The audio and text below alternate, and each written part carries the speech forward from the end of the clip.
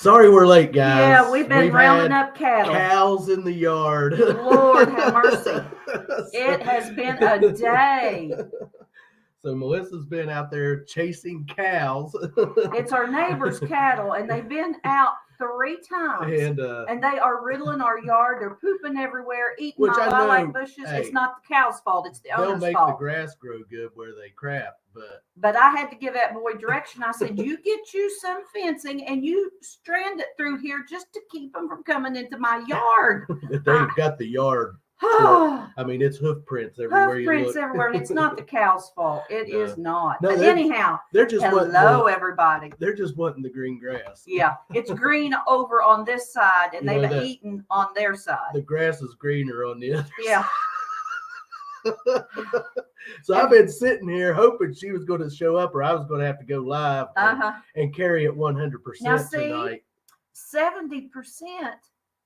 Hey. He was worried about 30%. Oh no! Yes, I he just admitted it, didn't I was he, guys? taking over the whole 100% tonight, but we need to start saying hello to Can some you people. all hear us? They should be able to. Yep. I see DF Digger says, let that cow poop age for 3 years. Great fertilizer. Yes, it is. Yes, it is, DF. Yes, we do. I'm going to back up here a little bit and sorry about the start saying hi to Nailed It Detecting. Thanks for joining. Alice Wonderland, Scott McClory. Yes. Thanks for stopping in. Let's see who else we have. I know Park Rat Pat is in here. Yes, Thanks he is. for Hello, joining, Pat. Cynthia Swearingen, hello. thanks Cynthia for Tom stopping. Kingery, good to see you. I think Deej. Deej, Yes, I know I hello, seen welcome. Deej and Danny Boy. just a digging. Thanks, And Stu. Stu, Metal hello, Detecting. Thanks for joining. And DF Digger, hello, DF Digger, yes, I know DF was in here. Dennis Mona, Mona, we hello. cannot forget Mona. Absolutely will not forget Mona. And let's see. And Rachel, there's Bud Tony Files from Maxedon. Welcome, Maxedon, Tony. Thanks. I talked to Tony earlier. Yes, today. we did. Well, you did. Yeah. Hey, Mary, quite contrary. How's your garden grow? And Frankie, And P.D. Frankie, Sandigger, P.D. tell Caleb we Sandigger. said hey. Yep, and why She she digs digs Alabama. Alabama. Thanks for joining. And Marty tonight, Verstahl. Marty.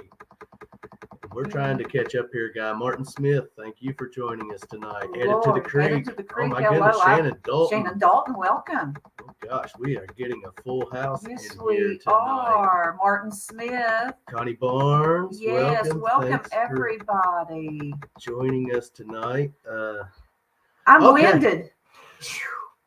We don't have a guest tonight. No, I'm we sure don't. everyone has seen that. Yeah. We're just going to be asking, hey Tanya, you guys some questions tonight. We want some feedback from our community. Yep. And who better than you guys? You guys. You know, your detectorists, your magnet fishers, your gold panners, prospectors. You know, we have a little bit of everyone in here. Hey, thanks, David Alfonsetti, for joining. And as I was getting ready to say, Rachel, she's still doing her plaything, so she's she might probably going to pop in at some point but, in time. yeah. But we might actually have some people up on panel tonight. We might throw the We'll link see how out this there. thing goes. See how this goes tonight. But we're actually Hey, Whistle Pig. Hey. Good to see See you, you, Dale. Dale. But like I said, we're going to actually be asking you all some questions on some thoughts and some hypothetical situations that could arise being a metal detectorist, being a magnet fisher or prospector, whatever the case may be. Any you're type of, into, you know, the hobby where we're finding treasure and but Grandma Kelly, welcome. I think first off, I ought to set up the giveaway. You know what? So everyone can start, and let's get that out of the way, guys. I mean, really, yes. We've got our heat on. Yeah, it got it's supposed chilly to be down today. to 30s Last tonight. night was nice. We went side-by-siding yesterday. Yes, we did. And oh my goodness, it was so nice out. And we had a blast, and I don't know what time it was when but start hashtagging 134 and get in on tonight's giveaway. And of course, you're going to be getting a Clark's Code detecting bracelet, and if you don't already have one, you're going to be going for this. See, what is that? $18.99 IHP tonight. Got a couple of DNL treasures. I've got a couple of wheat pennies, a foreign coin, and always awesome little sticker packs. Speaking of stickers, we're going to beg tonight. Yeah. You know, Clark's Clark's usually does not beg, but we are getting low on the totem pole with backup stickers from channels. So we will reimburse you postage if if anyone any of you guys out there have extra stickers laying around you'd like for me to put in the giveaways, send them to me. They don't have to be just random ones would be fine. Hey, NorCal. I'll reimburse you for your postage here. Yes, absolutely. Yeah, we hate to bum, but we're getting low on sticker packs stickers for giveaways. So if you'd like your sticker in one of our giveaways, Jim Steele, please send us how are some. you? Like I said, we hate to bum, but we will reimburse you for your we'll reimburse any of you for your postage. So absolutely. Anyone out there wants to send us, if you just have a couple, anything will help. I mean, we usually don't get too low on stickers, but right now we're slowly getting low on stickers. So we'd appreciate it, guys. I mean, we really would. NorCal Digger, thanks for joining. Frankie says he has a few he will send. Thank you, Frankie. We'd appreciate it. Yeah. Yep. Oh gosh, that just flipped or did something. Hey, I see Jim Steele. Yes, I said hello to Jim. Okay, we got Tanya. Mm-hmm. Yep. I don't think we've missed anyone. I think we've said hello to everyone that's in here at the moment. Have. We've got 31 in chat. Thank you, guys. Yep. And if you're just popping in, #134. Thank you, Deej. And we'll probably do that giveaway around the top of the hour, you know. So, yeah. Glad you did, Dale. I was flipping through my book the other day and I come across your name and I said, we've not seen Dale for a while. So it's so good to see you. Yes, we were talking about Dale. That is right. There's Tripwire. Yes, we was over there. I didn't come up on his panel tonight, but we was over there Tripwire always has an awesome live stream. Yeah. Wow. I like his vault, Friday's vault. I always watch it. I always look forward Friday morning for the vault to be up. Yep. I always enjoy when he goes through the coins and the foreign coins, and I love it when he tastes the drinks. And what was that one he had? Oh my gosh, strawberry cucumber. I think I liked that. Was it a V8 infusion or something like that? Yeah, the look on your face. Yeah, I love the looks he gets when he drinks one that doesn't quite. I know a few people I could give that to. That doesn't quite taste well, but. Yeah, we always enjoy watching the vault. Yes, if you're all not familiar with that, definitely go over and check it out. You'll enjoy it. And his live streams. Him and Marlon are the Jay and Silent Bob of absolutely. And Robert and I, we love Jay and Silent Bob. Yeah, we're big fans. We're big fans of Jay and Silent Bob. Well, when I had him on as a guest, my thumbnail was Jay and Silent Bob. Yes, I got you did get some kind of where that video cannot be monetized because I guess I used Jay and Silent Bob's likeness in my thumbnail. Yeah, that's okay. Oh well, it's worth that was worth it. Tripwire, he's like the heck with it all. But yeah, it would just be pennies anyway. Anyway, so but it was funny that they give me Mary. Robert, are you low on her stickers? Yes, I have one left, Mary. And if you could have some to send me. Mary, do you have a bracelet? We will send you reimbursement on your. Because I know you have sent us stickers more than once. Yeah. If you do not have a bracelet, we are waiting for. Yeah, we've been waiting now. They should have been in 2 weeks ago. For the new ones? Yeah. Mm-hmm. They're not purple. They're red and black. They're going to be red and black and have a different saying on them rather than just Clark's Cove Detecting. So, yeah, we're waiting on those. But we still have a few of these, the purple and white ones left. Yep. So, no, I don't, Melissa. Okay. But we're wanting. So, we'll send you one. We'll make sure you get one. And, but, yeah, we'd appreciate that. Okay. Absolutely. We've been rattling enough here, haven't we? Well, I guess. I mean, if you consider that we've been rattling, I think we've been taking care of taking care of business.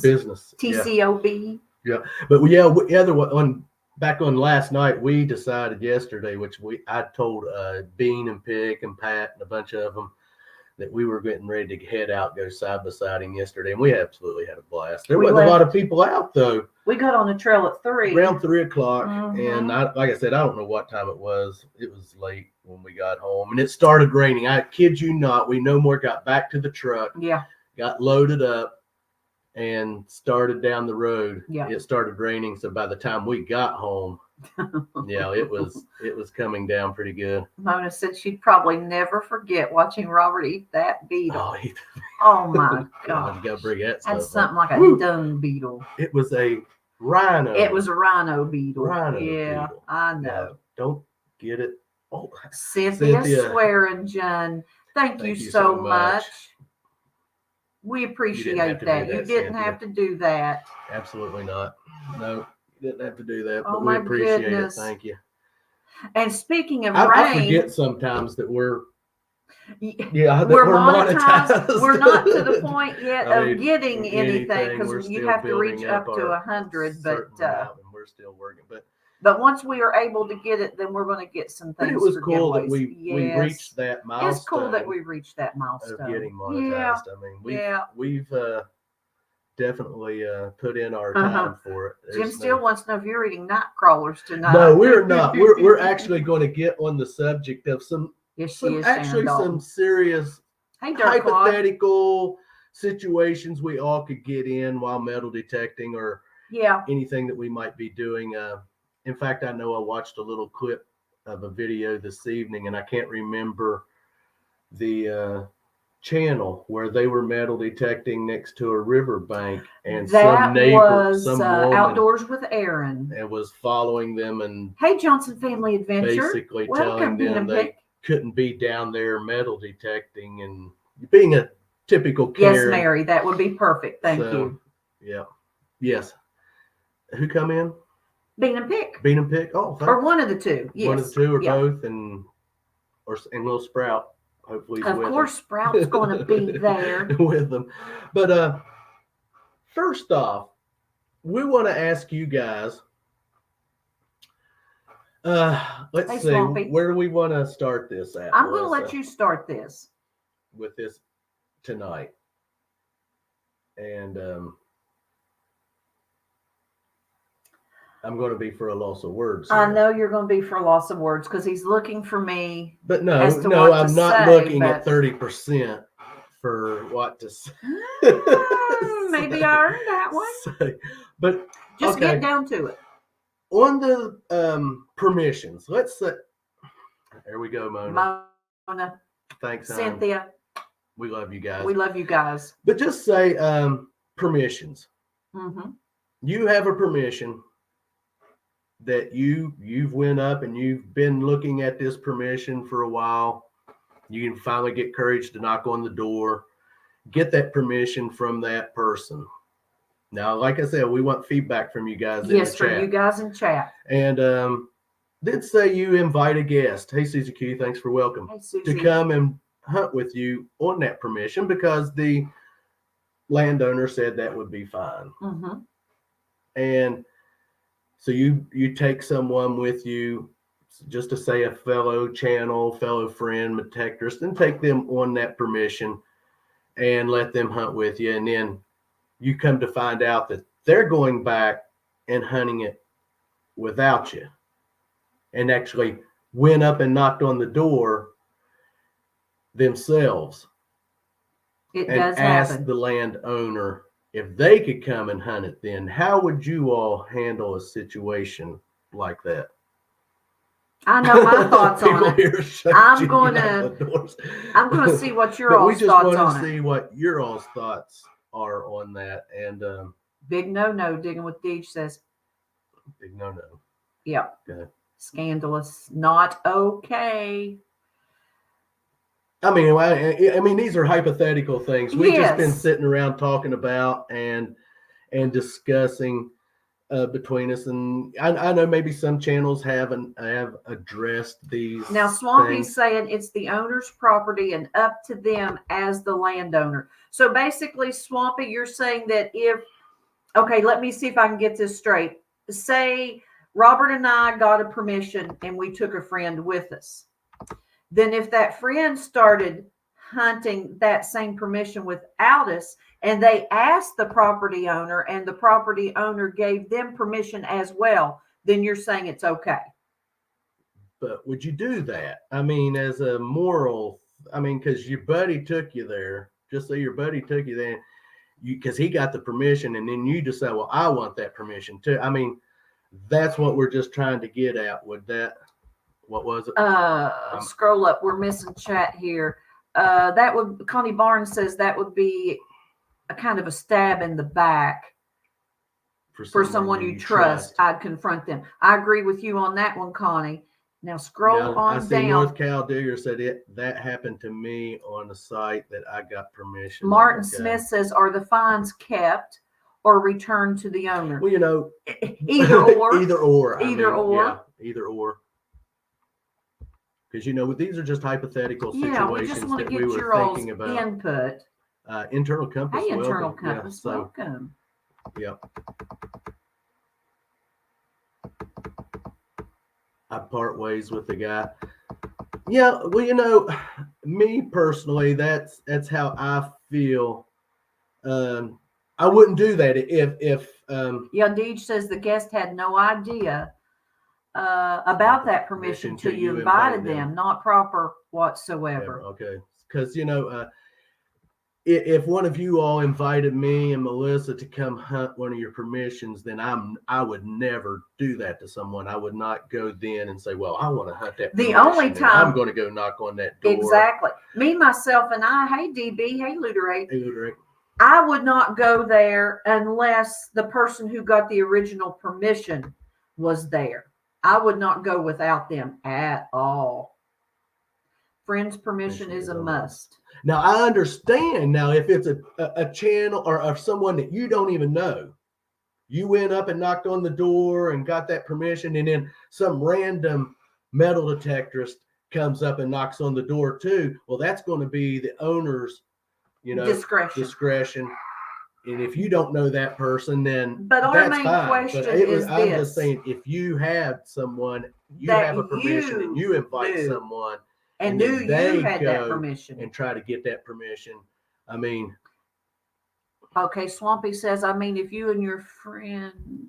Yeah, hold on. The chat is flying. Yeah, I appreciate that, guys. Yes, if you and your friend have an agreement, then respect that agreement. Always best is this. Yes, Swampy, absolutely. Here, I'm going to tell you what. I'm going to throw the link out. I want a couple of you guys to come on up. Yeah. And that way we can discuss this a little bit better than over.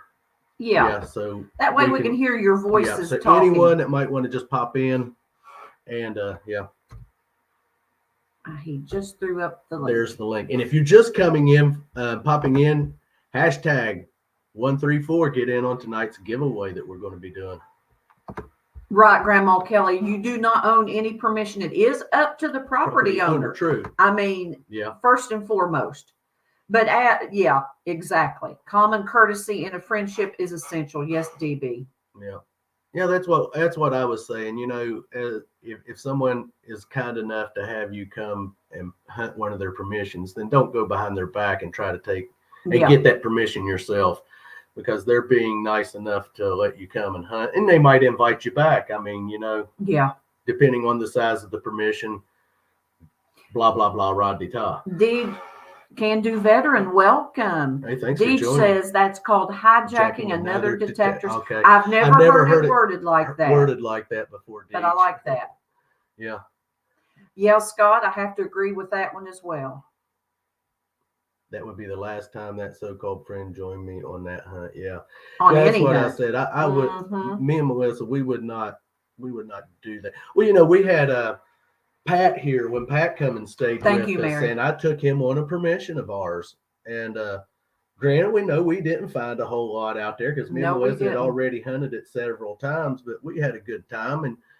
And I know he would never then try to go and sneak back and hunt that permission without me being there. I mean, that's the kind of situation where he's been the only one that we've taken to permission, because that's actually the only permission we had. Yeah. Other than just it's houses. because that was our pastor's. It's their church camp, and you all probably remember some of them videos from back when we was hunting that church camp. But we haven't been out there for quite a while. We haven't been out there since Pat was with us. Yeah, we haven't because been out we just didn't have much luck. Yeah, we did when we first went in there. We found a couple of silver rings out of there, and a horde of cars. I don't know how many Matchbox cars. Oh my gosh, we there's brought all kinds out of that place, but Yeah. oh my goodness, it was okay. We got Swampy. We got coming Swampy up. coming up. There he is. Hey, Hey, Swampy. Hey guys, I was wondering if that link was going to work. Yep. it worked. Yeah, and that's something that's hard to, what we were just discussing, that's hard to explain when I'm writing it. Exactly. There's a fine line there. And that's one of the things I don't like is I don't like unspoken rules. And those are really unspoken rules. And if you're going to go metal detecting with somebody else, have a discussion with them first. Know where they stand with it. Know what they're going to do, what they're going to say, and set rules, set ground rules. Right. Before you take somebody, particularly to somebody else's property, because even if the person was your friend and they came, now the property owner knows they're your friend, they're going out without you. What they do or they don't do is going to reflect on you as an individual as well. And that's where it becomes a problem. That's where I could see it becoming a problem. That's my 2 cents. Okay. Yeah, I understand. Yes. Yeah. And we just thought this evening, though. Oh, look at that. We're going to make you big. That thing's full of bottles now. Wow. Oh, that's beautiful. Awesome. Got that for Valentine's Day, and I just about got the whole thing full now. That's cool. That was a nice Valentine's Day gift. Yeah. Yes, it was. I got a wonderful sweetheart. Yep. Absolutely. So but yeah, I've got another don't. Okay. And it's a do or a don't. It depends on how you want to look at it. But this one just happened to me. It's public property. So I'm not going to say somebody can't go there, but somebody I think noticed that I was going there and went, "Oh, that's public property. Now I can go there too." What they didn't do, and it's just out by where my bottle dump is, they left all their holes uncovered. Oh. Yeah. And yes, it's public property, but it's public property right next to what we call our Back to Nature area, which is our animal rehab that the county runs. And I'm friends with the director of the animal rehab now. I met her while I was out there. Now there's holes out there, and that reflects on me because another detectorist came out after me and did that. Yeah. Yeah. Yes. I spent an hour and a half filling in somebody else's holes. I mean, there was a lot of them, and I was pissed. Yeah, I was not happy. Good night, Susie. I have the beach area that we like to hunt out at the swimming area at the lake. I've went out there and found some of the ungodliest messes where detectorists have come out there and tried to clean it up and straighten it up the best I could. I mean, and the rangers know that, but it's still it reflects. Yeah. Yeah. But yeah, I've had to clean up people's mess out there because I love going out there. That's a great place to go. I don't want it ruined to where they say you can't come out here no more. You know, I mean, because it is an awesome place to come out and. Yeah, Mr. Duke's always glad for Clad. He says they deserve to break their own legs. Yeah. Well, and it's like the area that I'm out digging bottles right now. Right now, you can tell somebody's been digging bottles, mainly me. But over time, what's happening is I have to walk a half mile, 3/4 of a mile in, and I'm walking with my wagon every time, and I'm having to take a little bit of garbage out each time. And the rangers know what I'm doing. They're aware that I'm cleaning it up, getting rid of the junk as well as the good bottles. Bottles. Oh, that is a milk bottle, isn't it? Oh. Yeah. I've got 5 of these out of that dump. It's a Borden's. You can just barely, you can't really see it. I can see it right there. Right there, I can see it. And the label's still just barely there. Nice. used to be painted, but paint wears off all the bottles here. It does. It does. I'm up to 5 Wow. Coca-Cola bottles from the 40s or 50s out of that hole. Yes, Jim Steele, you're right. Got my first silver spoons out of it. Whoop, whoop. Wow. Yes, leaving it the area the best you can. I understand that there's sometimes the ground is crumbly. You can't dig the perfect plug, but at least put it back, stomp on it with your foot. Make it so the best you can. And then I know you get in them places where you can make an awesome plug and you can put it back perfect. And never even know you're there. But I mean, depending not on in Florida. Yeah. I'm going to say something about that. And this is something Robert and we need to get in the practice of doing, but the way we dig our plugs and stuff and put things back, we take our time doing it. But it's always a good habit to get into to have your little drop cloth to put when it's crumbly, and put it on a drop cloth, and then you can put all that back in the hole and press it down in there. And I always take my hand and go over and try and get the grass to look, as much as possible as I had found it. Yep. But Rusty Files. I try. The main important thing is fill in your holes the best you can. Yep, Frankie, use a towel to put it on. Yep. Hey, Chris Golden. We've hunted some yard when we've been curb strip hunting, and people have allowed us to hunt their yards. The most of them will tell us, because we always tell them, we'll do our best to make sure you can. And a lot of them will say, don't worry that much about it. As long as you're filling them back, don't worry. But we always try to put it back the best we can. And I'll tell them, I said, if I do something and it's not up to your standard, you let me know and I'll come back and I'll fix it. I mean, if I have to come back and replant grass or anything for you, whatever you want, you just, if I don't do it and it suits you, I mean, I've told people that. So I think that's just good etiquette. But usually if we're on a permission and the ground is dry, we usually try not to even dig, in a situation like that. Wait for it to rain. Okay, FLX detectors. Sometimes you have to go back and check your plugs because critters will dig them up. Now, let me tell you, that is right. Out here in our yard where we have been digging, I mean, like the next day. I'm glad he said that. We've went out and the plug be popped up out of the ground. And I'll be like, Robert, look. And she started blaming me for not filling my holes in the yard. And I'm like, Melissa, you know better than that. I don't walk off and leave a plug unfilled. And she's like, well, look. And we walked over and there's like 3 or 4 of my plugs all popped up out of the ground. Critters will do that. And we had never seen that before. And I'm like, well, what are they looking for? They think I forgot something in that hole. They're looking for nuts.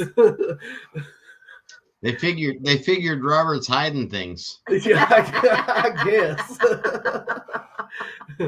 Cats and possums. Well, we have an opossum here. No, you stay out there. So it could be him out there. Yeah, we've got a possum here that I give little things to that we don't eat, and like old bread or whatever, and cereal or something, cereal, and I'm sure he's the culprit or she. There's no little ones running around, so I'm assuming it's a he. I mean, I don't know. Burying marlins, eating grubs, digging up, getting grub worms, yeah. But yeah, I didn't know what was causing the flood. I mean, like, I know they wasn't popping open by themselves. At least I hope not. And I was like, Robert, when I seen that, I said, did you not put that back in? Fill your plug. I got offended. Oh. Boo-hoo. No. I am so very sorry. Yeah, but no. But yeah, she should have known that I filled my plug, even in our own yard, even though we might not in our yard. Thank you, Johnson Family Adventures. Yes, thanks Group hug. See you. Love you guys. Be the most perfect with them because it is our yard, Yeah. I'm not going to leave the hole undug. Grandma Kelly says, sorry, Robert, but I would have blamed you too. I probably would have blamed me too. But besides, Now, Mary says squirrels here. We have a gray squirrel that likes to hide in the holes to sneak attack the other animals. Oh my golly. Great. Funny. Yeah, that is. But yeah, okay. That's Annabelle. I was like, what's going on down here? Yeah, I She don't have done- the gate up. She's done snuck in on us. Yeah. Yeah, Oh. that's why my door opened too, Robert. Didn't Yeah, shut it all it the way, is. and dude decided to sneak in. And Yeah, I what's wanted to about tell. you? There was a few people in. Lay down. I know they're in here. They was at my Thursday live stream where I was Yeah. going through the Wheaties, and we were talking about Sam having the attack. I know Oh. Mona was in there talking about Wait Sam till you having guys the hear attack this. the other night. We didn't know what was going on. That was Tuesday night. Mm-hmm. We didn't know what was going on with him. We thought he was having some kind of seizures. Yes. That little fella jerked one of his canine teeth out of his head. And to tell the story, he was moving around under the covers, and I put my hand on top of the covers, and he bit at me. I felt his canines through the covers on my hand, and I jerked. And when I jerked my hand back, it jerked that tooth out. And we did not know what was going on. Had We no thought he was clue. having some kind of seizure because he was almost flipping over or pulling at his mouth, and we didn't know what was Yes. going on with Oh, him. And then, no. what night was that? Ah, Thursday morning. yes. You said No, Thursday night is when I noticed yes, Thursday he night. was laying next to me, and I noticed. I was like, Melissa, I said, his canine's gone, and we looked, and sure enough, his one canine is missing. And we then couldn't find it. I thought he swallowed it. I found it today. Yeah, Robert was changing the bed and found I it on my found it side. on her side of the bed. So I put him on Grandma Kelly. I put him. We yeah, had got him on antibiotics, antibiotics. so I started him immediately on antibiotics, and he's just running around like a little pup today. yeah, he seems. I'm to be- assuming he's it was fine. probably- it was had to be. It was already. dark. The canine was Yeah. dark, and because of his age, Cover for Yeah, life. Swampy's 111. got it there. I saw people putting their number up, so I Yeah, thought I yeah. would. Well, no, well, see, that's for the giveaway tonight. Is 134 #134 for a giveaway Ah. tonight. But yeah, he jerked one of his teeth out of his. We his knew it canine, had to be so- bad because it was dark, but he's going to be 17, and the Yeah. vets won't sedate him to do anything because of his age. age. So it could kill him to yeah, sedate him. So but I do keep antibiotics on hand to Oh, yeah. start him on that regimen, and so he's. but It looks good. It Robert looks good. looked I at looked it at today. it today. There's no redness No. at it. No And there's swelling.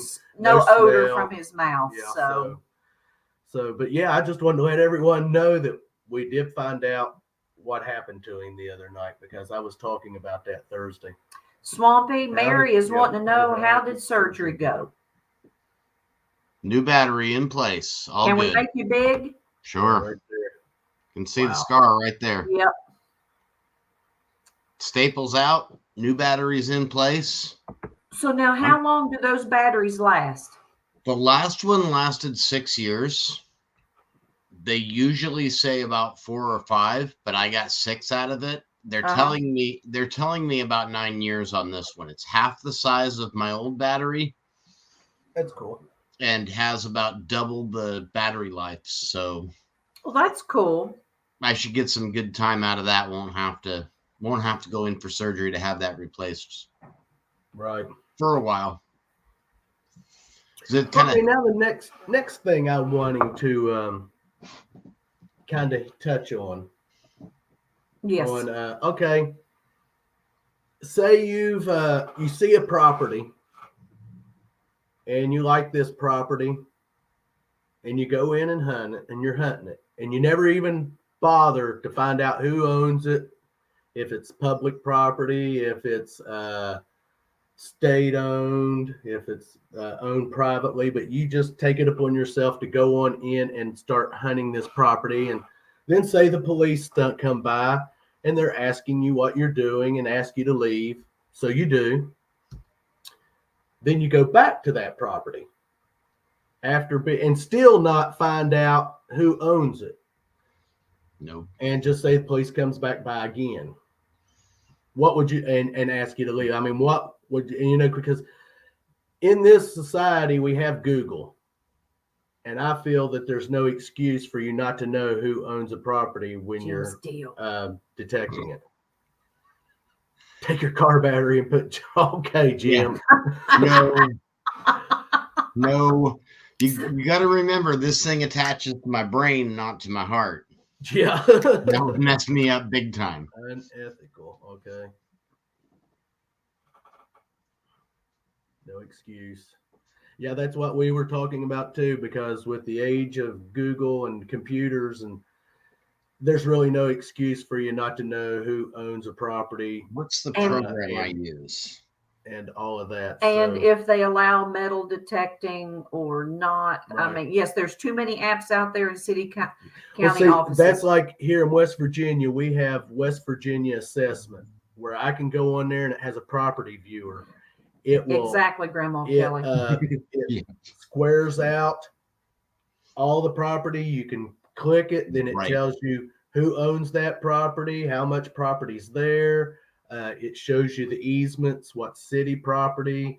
And of course, here when we started hunting our curb strips, we typed in Huntington, West Virginia metal detecting. What's the word? Regulations. Yeah. Anything that's public, the city property is public property, is huntable. Just stay off of historic sites. Stuff like that. So we have no problem when it comes. Our biggest problem is with residents. Well, you want to be careful. You want to be cautious with that too, because like my county here doesn't have regulations regarding metal detecting. They say if it's county property, it's open to detecting. However, I made an exception to go and ask permission about one specific property. We have an 1886 schoolhouse. It's a single room schoolhouse. It's still in the original location as where it was built. It was moved 6 feet. So when they put the 4-lane road in through town, they moved the building 6 feet. So you've got all this property that is 1886. And I went and asked because it is county property. Still owned by our county, so technically it's fair game, right? But it's managed by our historic society, and the historic society has asked not to detect it. Right. Now, even though legally, yes, I could, my opinion, that's a foul right there, because you're dealing with something that is historic, where there's historic value, and those kind of things need to be handled by the professional archaeologists at times. Now, Gary, you say Clark's Cut. How does one find out who to contact if the owner listed is an LLC? Ooh, I don't know how to answer that one, Gary. Does anyone in chat have any information on that question? Yes. I'm not in chat though. Well, Swampy, go right ahead. And the LLC, once you pull up the LLC, it will tell you who the principal is for that LLC. Contact the principal for the LLC. Whoever the principal is that's running the LLC is the one that you're going to want to talk to. And for apps, I use one called Gaia GPS. I pay for it, but I think it's like $20 or $30 a year to pay for it. And it gives me map overlays, as well as if I click on a property, it automatically tells me who currently owns it. He said, I had trouble finding where to find that LLC info, though. Okay. You need to know where the LLC is registered through. And then you can check public records for that county or that state, depending on where it's registered through. The LLC should be listed as an example, and this isn't an LLC, but Swamp Rat Nation LLC. And then the official name would be LLC registered in, and it would say where it's registered. So you're going to want to go to wherever it's registered and look up that information that way. Okay. Yeah, I hadn't really, I probably wouldn't have known either.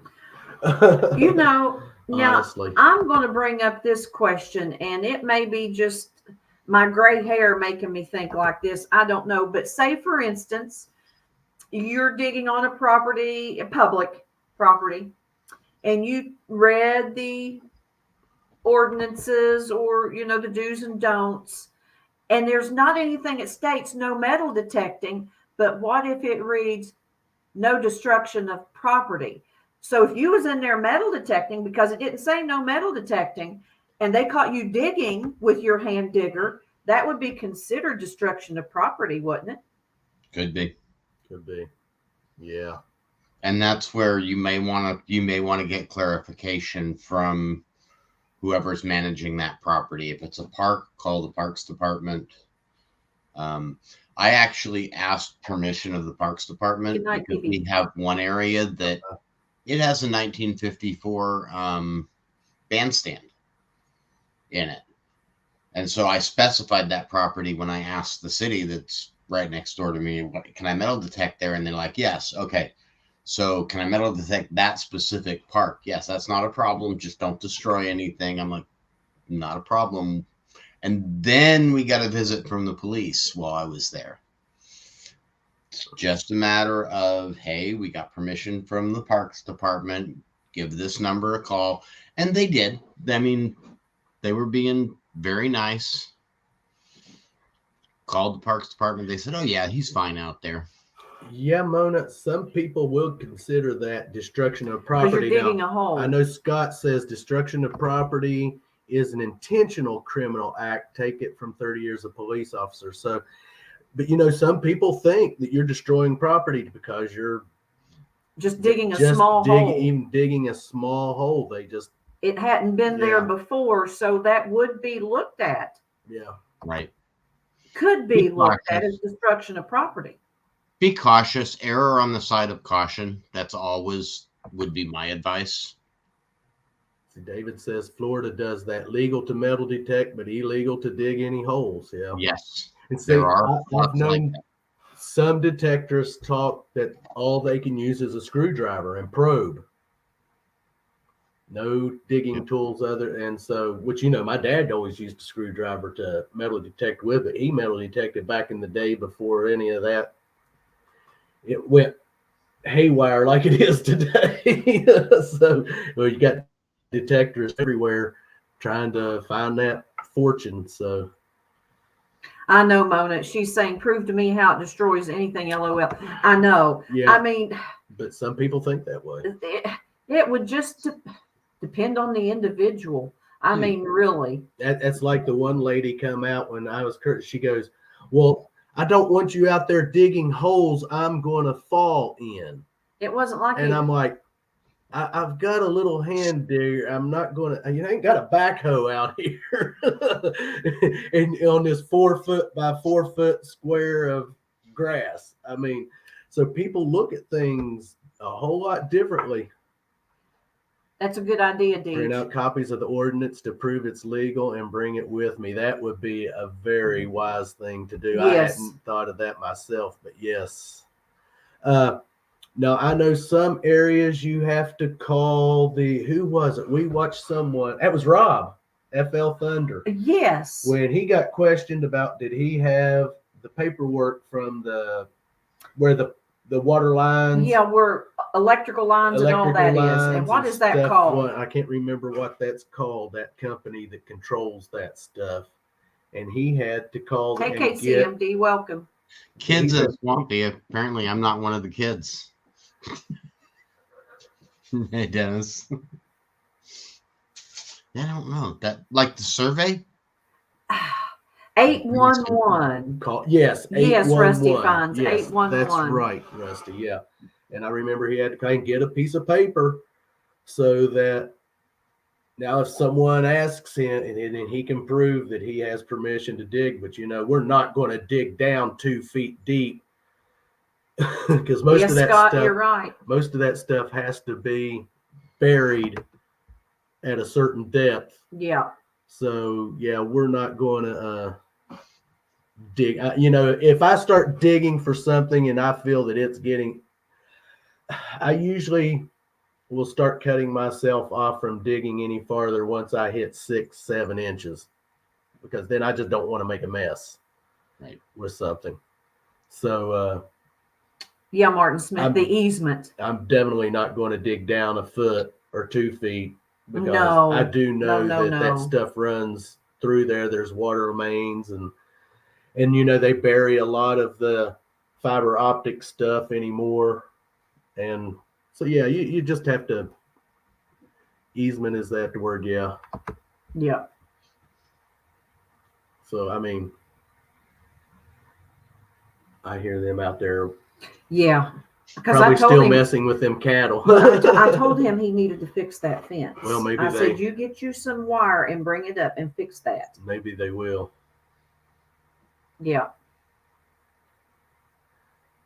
That's right. Keep digging. The signals will tell you a lot. Pipes, etc. Yeah. I usually can. A lot of times I know the other night, last Sunday, when we was in that backyard, I started hitting a signal. Hey, Guido, how are you doing, buddy? And started following it, and I was like, okay, that's going in a straight line. I'm following it all the way across the yard. I do not want to dig that signal, because that's some kind of piping or electrical wire or something. Yeah. And getting back to the Evans easements family, welcome. or the curb strips, however you want to word those, if you see one, and this is a rule of thumb Robert and I do, if you see one where they have edged around the sidewalk and it is perfectly trimmed, yeah, we keep those. right on going. We don't even, we just keep right on walking. That's a lot of hard work. Yes, it is. Yeah, we know people. There's some people. Funny thing is when you come Glad to the curb, Guido. You come to the curb strips there's trash laying in them, or dog poop, and they're not mowed, and then they want to come out and wonder what are you doing? Yeah. Well, you don't like to be a smart. Yeah, if they say, what are you doing? I'm the one that has to take care of this. Yeah, I'm the one taking care of it. Well, you're doing a great job at it. You don't say that. You think it, but you don't say it. I guess some people probably would. I was going to say, don't take me out. I'll probably say it. I know we had a permission. We were curb stripping. And Robert knocked on a door. He didn't get an answer. We wasn't literally stripping on the curb. Yeah, we wasn't stripping on. Hey, Mad Max, welcome. Ficus and Toast, welcome. But he knocked on the door and he walked away and went on to the next little area, curb strip to do. And the young man come out on his bicycle, and Robert told him who he was. He said, I went up and knocked on your door, but didn't get an answer. But I heard the dog barking. And so the guy said, go ahead, have at it. But there had been a windstorm and there was sticks everywhere. So that's the first thing we did, was started picking up sticks and piled them next to the tree. And actually cleaned his yard up for him. While we were detecting. Yeah. And it was a successful. Yeah, absolutely. It was a little tiny yard. I mean, just a little tiny one, but it was a successful one. It had plenty of finds in that little front yard. Yep. Sure did. Doesn't take much space. No, it doesn't. It does. Hey, I know we did a lady's yard last summer. She let us do her little front yard, and my goodness, it wasn't as big as this room. We got 13 Wheaties out of that. You got the indent and the buff. Yeah, I got my first. That was my second buff, but my first IHP out of that yard, and I mean that was just a little bitty old. It was tiny. You couldn't whip a cat in it. It was so small. Well, you couldn't swing. You got a signal, and it was a Wheatie. I mean, you love getting permissions that. Those are, small yards can be the greatest. Absolutely, they can. Pat. You are absolutely right, Pat. They can. But yeah, other than that, there's really, I guess, to say no excuse for you to not be able to know ownership of a property when you go into Scott. stripping in the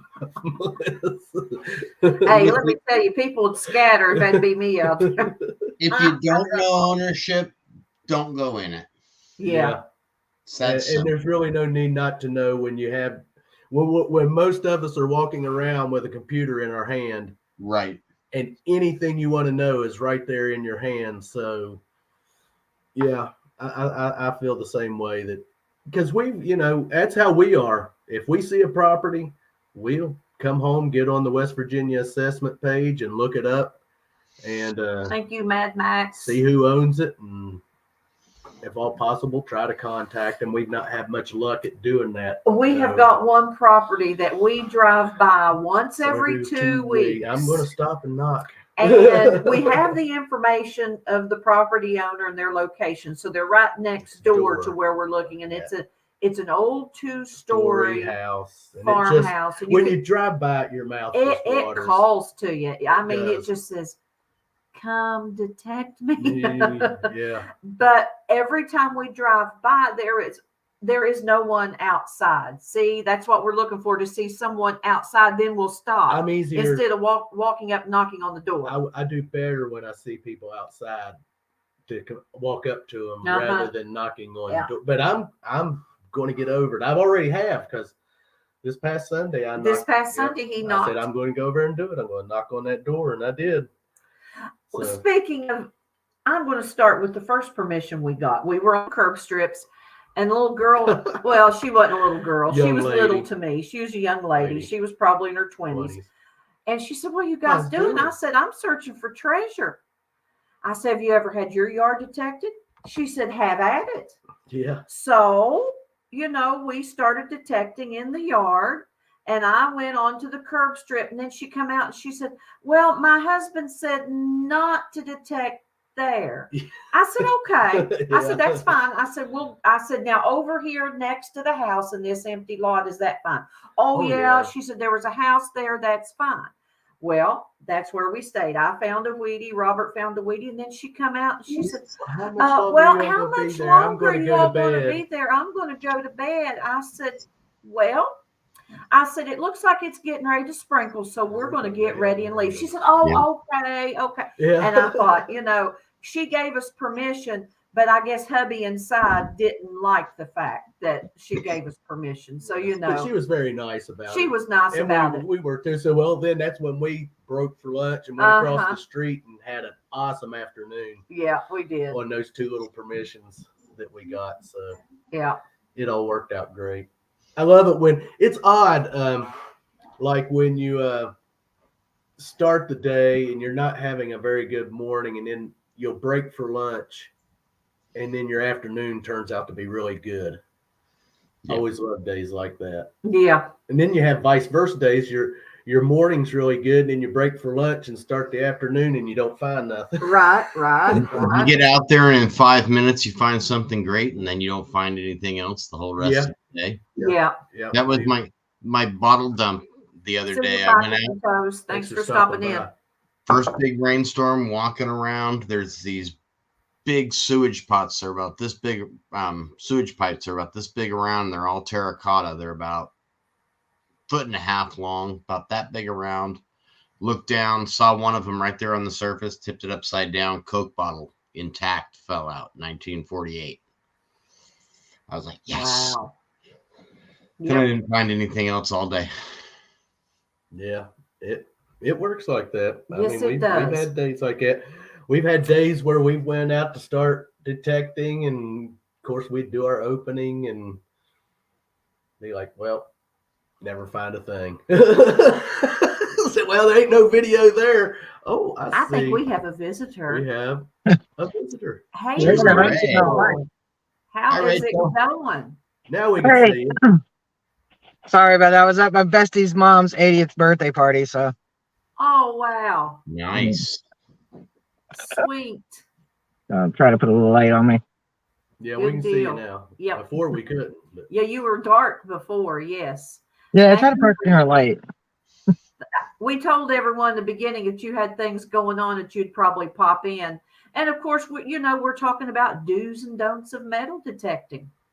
We've been discussing permissions and, curb strips and this, that, and the other. So you have anything you'd like to talk about? You probably already covered everything. We've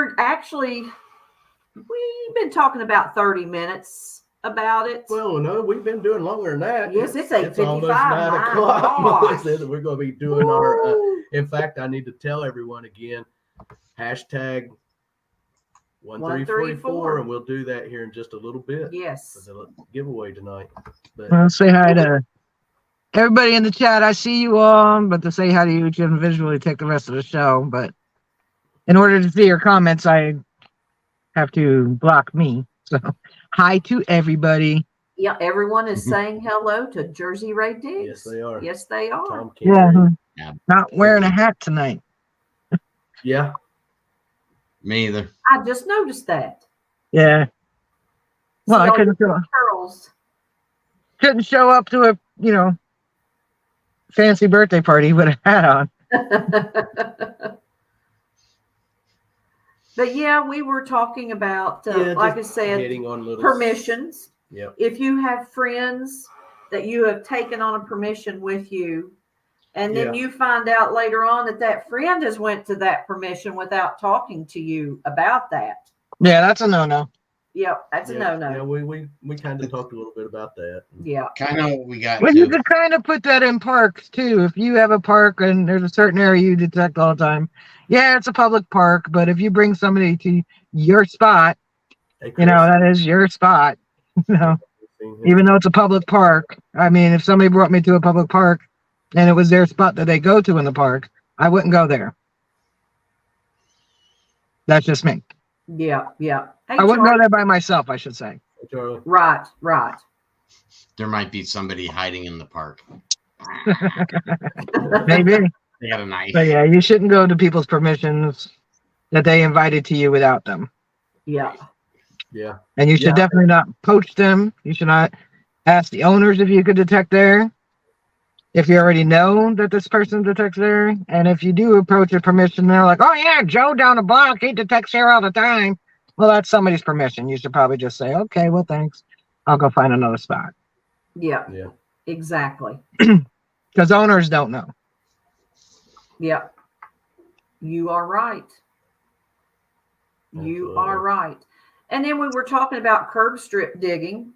Well, not necessarily that, but just that if you don't know who owns the property and you don't even try to find out who owns it, you just go on there and they tell you to leave. Someone like the police would show up and tell you to leave, and then you go back. Yeah. And still don't know. That's a good way to get arrested. I mean, we were just basically saying there's no excuse for that with, you have your phone, all you have, it's to look up who owns a property, and the information's out there. Yeah, the information's out there to find out. There's no excuse for you to go on a property and not know who's owning it and who the owner is. Yeah. Yep. Yep. And curb strip hunting, yeah. Parker Pat said I could have wore a party hat. Yeah. Well, we was talking about the 811. Yeah. Florida Thunder Digging with Rob was questioned about that. About digging because of, buried lines and things. And water lines and stuff. They're usually deeper than we dig. I was going to say, if you're digging deep enough to hit a power line, you might be digging deeper than you probably want. Yeah. Yeah. That's too much work for me. I'm not digging holes that big. I mean, granted, there's like water lines that are, not too deep, and power lines not put in by the power company to outside lights to shine on the house or what have you. And, that's why you check your signal to see how big it is. And if your signal keeps going for a couple feet, it's probably an underground wire. Don't dig there. That's what I was saying. This past Sunday, we was hunting in the backyard of this permission, and I started following a signal, and I followed it clear across the yard. So, you definitely don't dig those signals like that. Yeah. If you've ever gone over something that's got electrical power going through it, if it's got power actively going through it, it's a really strong signal too. You'll know what you're passing over. You won't get a spotty signal here and then go 2 feet and get a spotty signal. You'll get a solid signal the whole length of the wire. That's what this was doing. Yeah. It was like hitting 81 the whole way solid. I mean, it's just a nice thing. I was like, because when I first hit it, I was like, oh, that's nice. But then kept going and kept going. And there we go. KCMD got electrocuted digging up a signal. Yeah, that's something I would not want to happen. No. Well, my National Historic Area permission one time I cut probably a cable line or something. I don't know. Nobody ever said their internet wasn't working, so I didn't say anything either. I put my shovel in, made my plug, opened the plug, and there's half a wire. That's it. Oops. I covered it back up. But they never did say nothing was, something wasn't working. So I was like, I think I'm okay. There you go. Must have been an old cable line. Yeah. It happens, don't it? Yes, it does. It happens. Yes, it does. Yeah. I was digging in a friend's yard and ended up digging up a gas main, and I was like, wait a minute, our town doesn't have gas. Why is there a gas main in this yard? So I went and knocked on his door quick, and I'm like, hey, do you have gas running in your house? He's like, no, why? So I brought him out and showed him, and there's the valve for shutting off the gas. He goes, I don't know what's connected to it. I'm like, I'm burying it. It's pretty bad when the homeowner doesn't know that the house used to be connected to gas. Yeah. Yeah. Yeah. Yeah, Yeah. a little weird. I think 5 after we'll do this giveaway and give everyone a chance to get their hashtag 134 in there. And here in just a couple of more minutes, we will do this giveaway. Yes. Hashtag 134.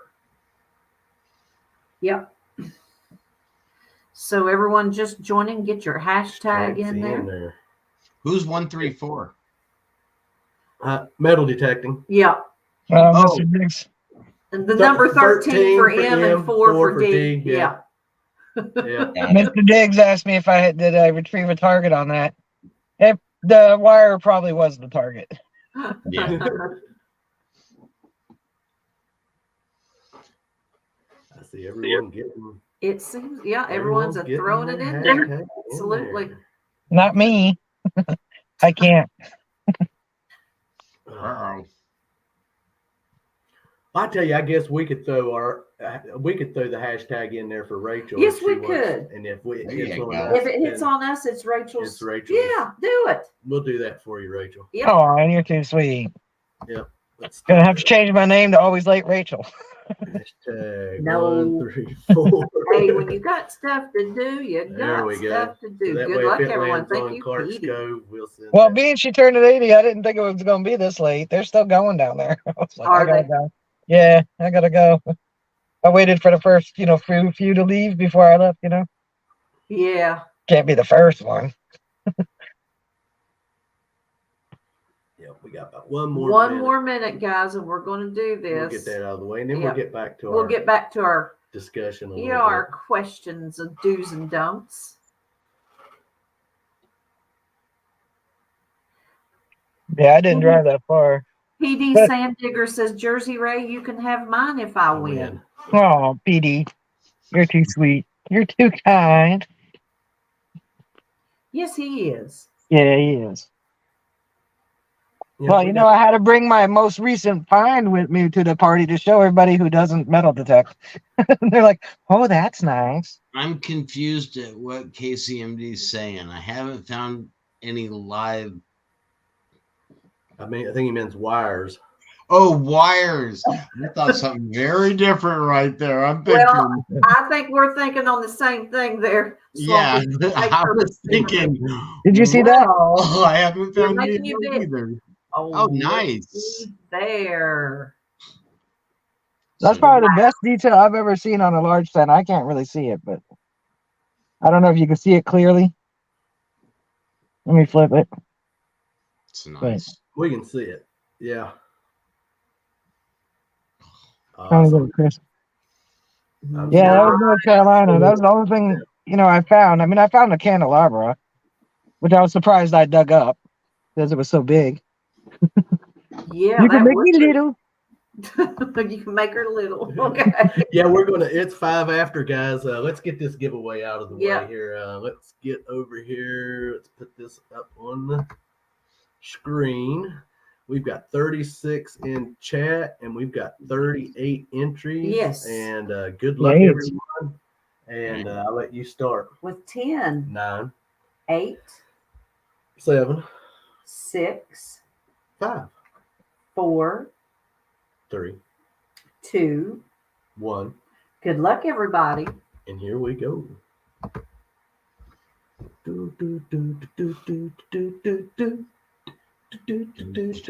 David Alfonsetti. Congratulations, David. Congratulations, David. David. Now, I'm not sure we have his address. I'm going to look and I'm see. pretty sure You we still do. in chat there, David? I think he is. Okay. But we'll give him a minute to say, Yeah.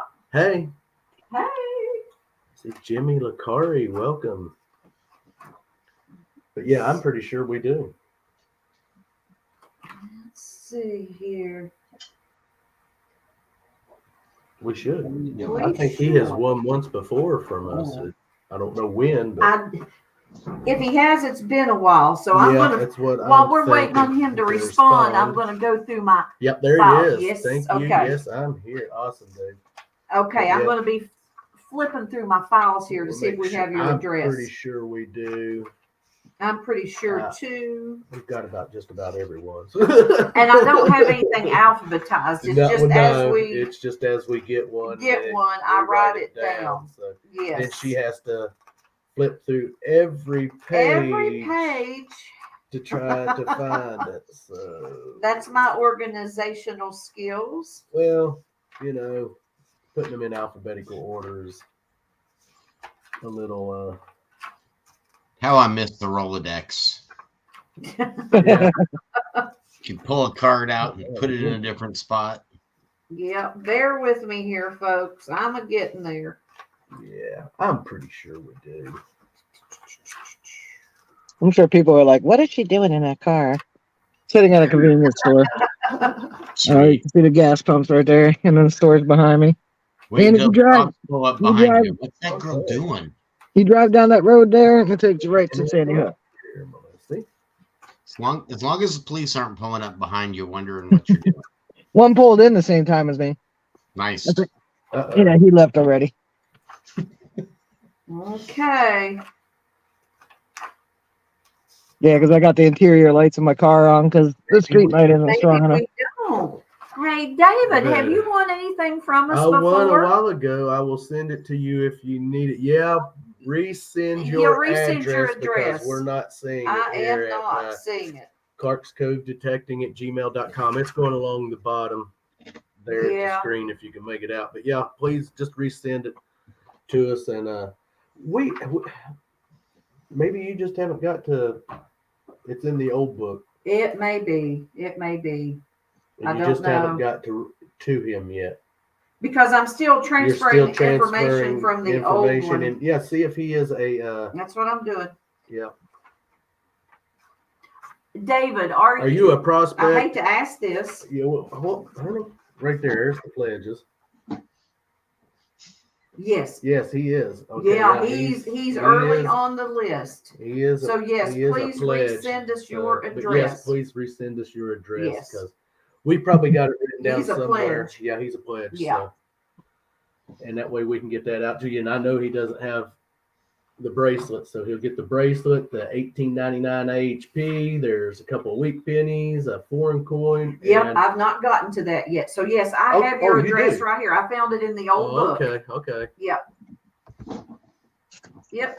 But we'll let him So you resend see it. what I wore all the way to Texas and back. We see that. Clark's Code Detecting has been to Texas. But we'll let him resend it just so Nice. we can verify it's all still the Absolutely. same. So, Absolutely. Yes. yes. Yeah, just go ahead and resend it. That way we can make sure that what we have Good deal. is still, yeah, that works. So congratulations, Dave. Yes. Yeah, it's had to be a while Hey, my goodness. Back It was last year. July 30th. of 2022. Yes. So Wow. he doesn't have a bracelet. No, that's what I said. Yep. He'll get that he'll get the bracelet. So Yep. Okay. awesome. Good deal. Good deal.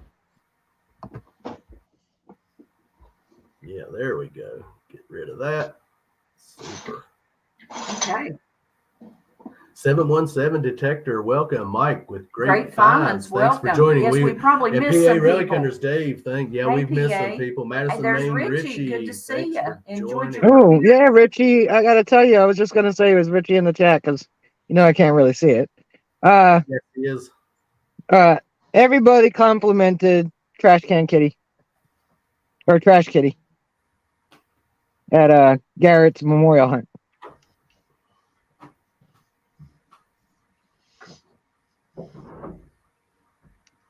Just thought I'd let Richie know he went to Texas too.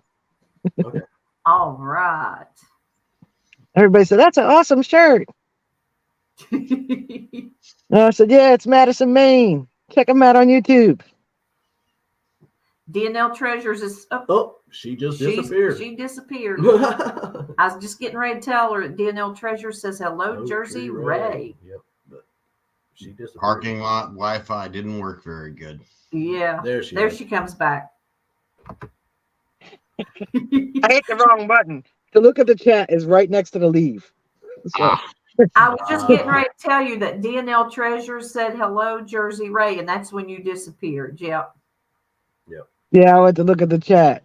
Yeah, Richie said, makes me happy. And Richie's saying now, Madison, Maine, who? I told him to go check them out. So, and Clark's Cove detected on my wrist. There we go. Awesome. We appreciate that. Yeah. We truly do. If I could wear everybody, I would, but I gotta wear what I have. Yeah. Pretty soon, everybody will be sending me all their stuff, and I'll be going to these There events you go. wearing 50 layers of T-shirts and 75 hats and 80,000 bracelets. But I do put the pins people give me. I do put those on my backpack. Nice. So Yeah. I have quite a few pins on there. I So used to not have easier. pins on my finds bag, but the pin part would pop off, and so I decided I better not. Later, Stu. See Thanks you, for Stu. stopping Thanks by. for joining us. Yep. So I thought, well, I don't want to lose any more, so I'm going to just take them Yeah, off. I used to have a bunch of pins on my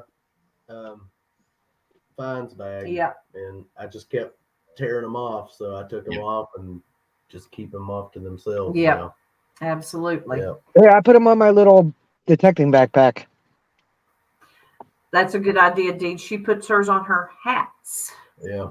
Yeah. Yeah, because when we Yeah, was but out, when you have a lot, you have to wear different hats all the time if you're filling them up with pins, Yeah. But there's a lot of room on that Garrett backpack, so that's where I put all the pins people give me. Mary says, Swampy, I'm still waiting for your handmade chip. I don't know. Oh, my wooden tokens. Oh, okay. Oh, okay. I thought maybe handmade, and she left a letter off chips, and I was thinking, oh, you fixing something good to eat? No, he makes good poker chips. I still got a few left, Swampy. Nice. I got about 4 or 5 left. Every now and then I do them for the special giveaways. If if I'm going to do a regular giveaway, it fits in a card and it costs me 1 stamp. Yep. There's my newest. There's my newest figured out. My laser burner. Oh, nice. Yeah. Oh, I think you put them on Facebook here not long ago, didn't you? Yeah. Yeah. Yeah. Yeah. Very cool. But they're time consuming. Are they? Extremely time consuming. Yeah, these take like an hour, almost an hour a piece to make. Wow. Oh, wow. My burner's really slow. You get so many pins, you end up trying to wear a 25-pound hat. That's what Jody Mosby said. Yeah. Yeah. I could put pins on mine, but I'm not getting on this one. Snazzy, Swampy. That's Yeah, I my like it. when I get all steampunked out. interesting. I was just gonna say, little steampunk detecting. Yeah, Yeah. really. Yep, thought about that. Thought about wearing my swamp rat mask going out magnet fishing one day too, but it's really hard to see anything when I'm in that mask.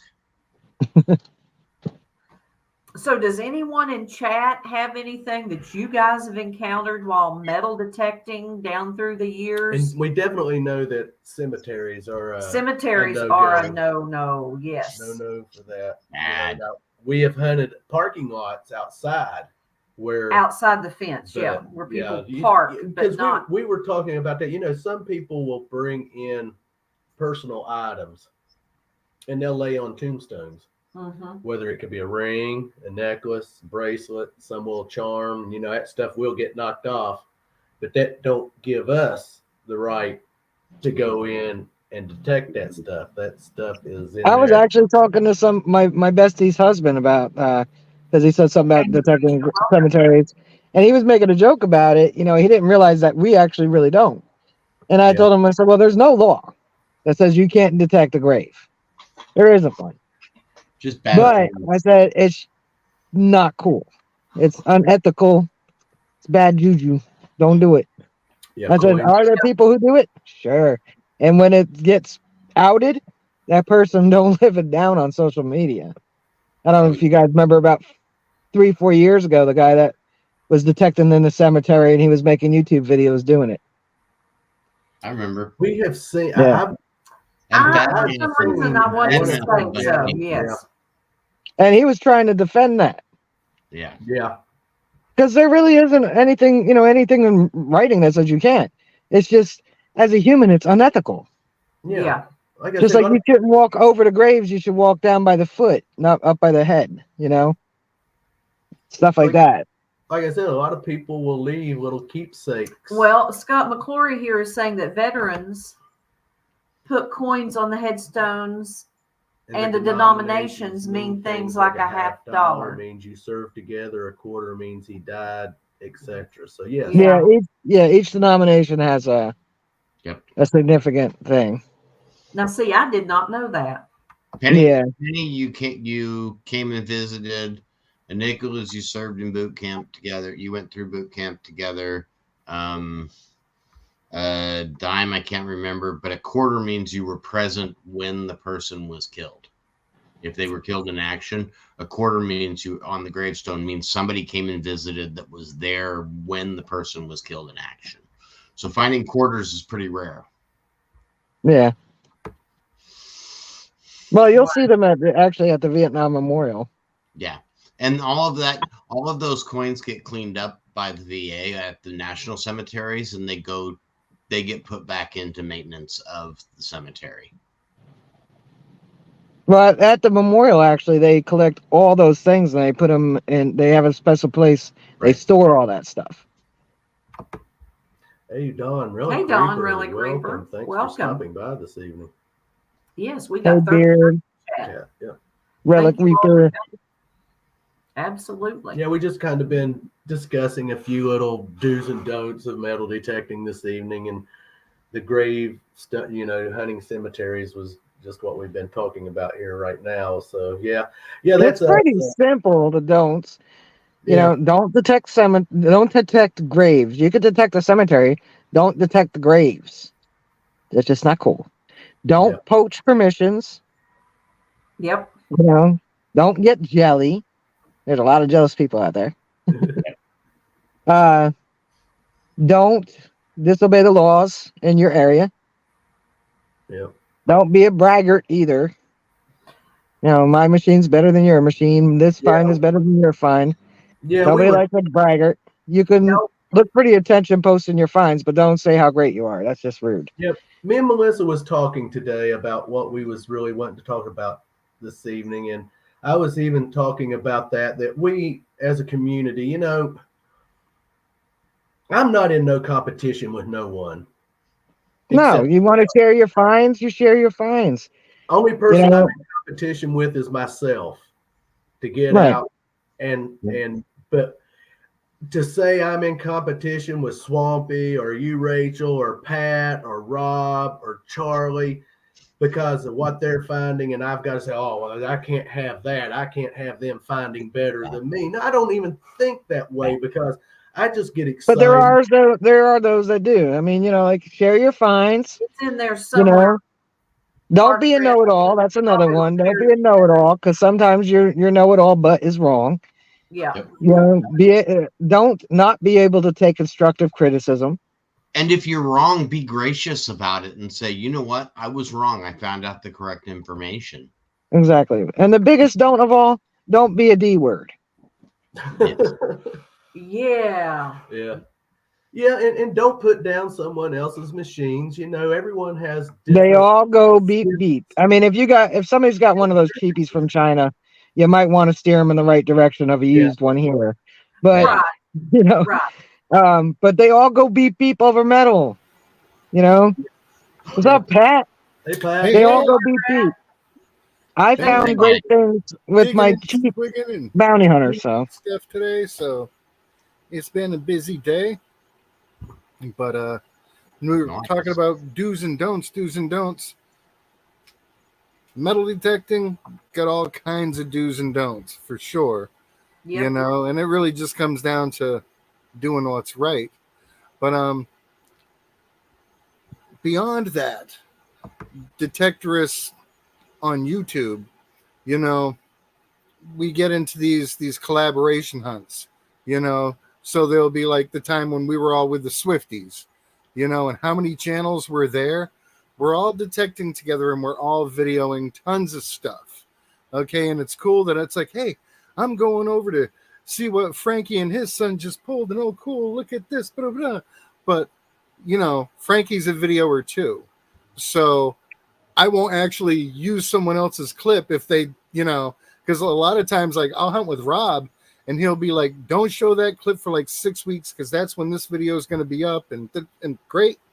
And I hold that stuff aside, and that's like the kind of stuff that can become shorts and stuff later after he's given the grand presentation in his video, so and sometimes there's so much action going on, you can't help it. But yeah, whenever you're hunting in groups like that, always check with the other people, even though you're just filming out of habit like we all do. Make sure, and usually when I'm with other YouTubers, we film each other and we generally be like, yeah, I'm gonna put my video out Friday or whatever. But on the off chance that somebody like that, when I was out in North Carolina last year, I knew Gypsy wasn't putting her video up for a while, so I held off on the second part of the North Carolina trip because of what she had found, and it was a bucket lister for her. So I waited till she posted her video before I posted mine. Right. But generally the ones I hunt with, we all post them as we go along anyway. We don't have reserves, some of us. So I haven't built up a reserve. I will again, but yeah, we were actually talking about that too. That okay, here's a hypothetical situation. We're out hunting. Just say me and Pat's out hunting together, and my battery goes dead in my camera. And I find this awesome find. Said, hey, Pat, come over here and film this for me, man. And then so that way I can have it. That doesn't make that Pat's property. No. If you ask me to film it for you, I will send you the clip. And chances are I probably would have just handed you the phone and said, get it, and you know your own centering and junk, and Now, I understand that if Pat's finding something or I'm finding something and we come over and we film it and he says, well, can I use that in my video when I post my video? Well, yeah, that, as long as you're giving the person the due credit. Yes. Yeah. So I have to sit and say that's probably another thing because, some of us, our batteries might go dead in our cameras or our phone.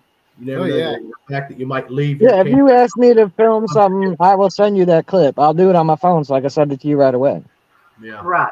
And then, if it's a really good find, I'll be like, do you mind if I keep this? I'll put it in my video when yours uploads. Right. And you're asking the permission of the person that found that actual find.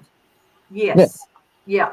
Yep, absolutely. Scott, I know you was wanting me to pull up the Google ethics of metal detecting, but I don't know if I'm on StreamYard right now, so Yeah, we're not good with I'm that. not good with doing that stuff. Hey, digging up the Carolinas, but if welcome. you have a link to that and you want to throw it up in the it's chat, basically most of us already know these ethics. but You know, make sure you have permission first. Check the laws in your area if you're going to public places. You know, don't poach permissions. Don't plant fines. yeah. Yes. If they're going to plant, I keep saying it all the time. If you're gonna plant, don't get it off of any auction site. Don't get it off eBay. Any auction site. There are Yes. coin auction sites too. So don't get it off of any auction site. There are people out there that are looking for that. Yeah. Now, Messy Hole says, so I shouldn't stalk Aqua Chigger and record him from the bushes. No. No, I think he would know if you were there. Just letting you know, Messy Hole. He's pretty alert when he's out there. And you know, there's something else I'm going to touch on here real quickly that I don't think we mentioned. If you're digging something and it's trash, take your trash with you. Don't leave it in the hole. Yeah. Don't That's bury another it back. ethic. Don't Take bury it it with back, you. yeah. That is part of the code of ethics. Leave it better than when you got there. Take your trash with you. Yes, we're all disappointed on the 87th poll tab, the 100th pan, the 500th, shotgun shell. Don't toss it off to the side. Yeah, Don't and put if it you back in the hole. have a big Take it piece with of you. pipe or something that's super heavy, lean it up against the tree and snag it on your way Exactly. out. Yeah. Even at Kimberly the does Garrett that all the Memorial time. Hunt, Garrett Memorial Hunt was a seeded hunt. In the way back where I was at in the field that they had for the seeded area, there were some natural finds. A couple of us did find some natural finds. But a couple people, instead of just taking the stuff that was no more than 2 inches deep, dug up giant pieces of iron and then left them laying in this field. Yeah. And there was like these tubs in the middle of the field. You could just throw it in there, not even 20 feet away. Yeah. It's amazing. It's like, but yeah, always take your trash with you. And even if you're in a field or in the woods, you don't have to make it pretty, but fill your hole. yeah, we discussed Yeah. that. I have an area that I went to that somebody else came out after me. I hadn't been out detecting for 2 weeks. I walked through it to get to my bottle dump site. Probably 150 holes out in the field, and I was just shaking my head. Walked around filling in holes. Yeah, I know if if we're out in the woods and I find an axe head or something and I'm like, oh my goodness, I cannot pack this thing around, I'll lay it where I'm going to be walking back out. Catch it on the way out to the truck if we're going to lunch and throw it up in the back of the truck. I mean, I would do that, but I lose it every time. I just, if it was a spot in the woods in the park that I'm going to, I find a tree that has absolutely no signals around it, and I check very carefully, and then I'll put the big iron in a pile by that tree. That's a good Hey, idea. Berks County Metal Detecting, I see welcome. Digging Up the Carolina says, I am 13 subscribers away from 1,000. Well, if there's anyone Nice. out there that does not know Digging Up the Carolinas and not sub, please go over and check them out and give him a sub, and let's see if we can get him up to 1,000. If someone could drop their link, Digging Up the Yes. Carolinas link, that would be Throw it in great. there for us. We would greatly appreciate that. Yeah, congrats ahead of time digging up the Carolinas. Absolutely. Yes. I'm slowly making my way there. I'm getting there. But J-Man with Metal Sharks, I always keep him in mind because he says this a lot. We're ambassadors to the hobby. Yes. Exactly. Act And accordingly, unless, follow the rules. I mean, I always look at it this way. If I see somebody out there they're detecting sloppy, whether I'm at an event or, in a public area, I'll say something. Unless they're like all jacked up and like ready to kick my butt, then I won't say anything. I'll just cover the holes for them. But otherwise, I'll go up and say, are you new to detecting? Like, is it, you just start? Okay, see, what we do is we always cover our holes, especially if you're at a public spot.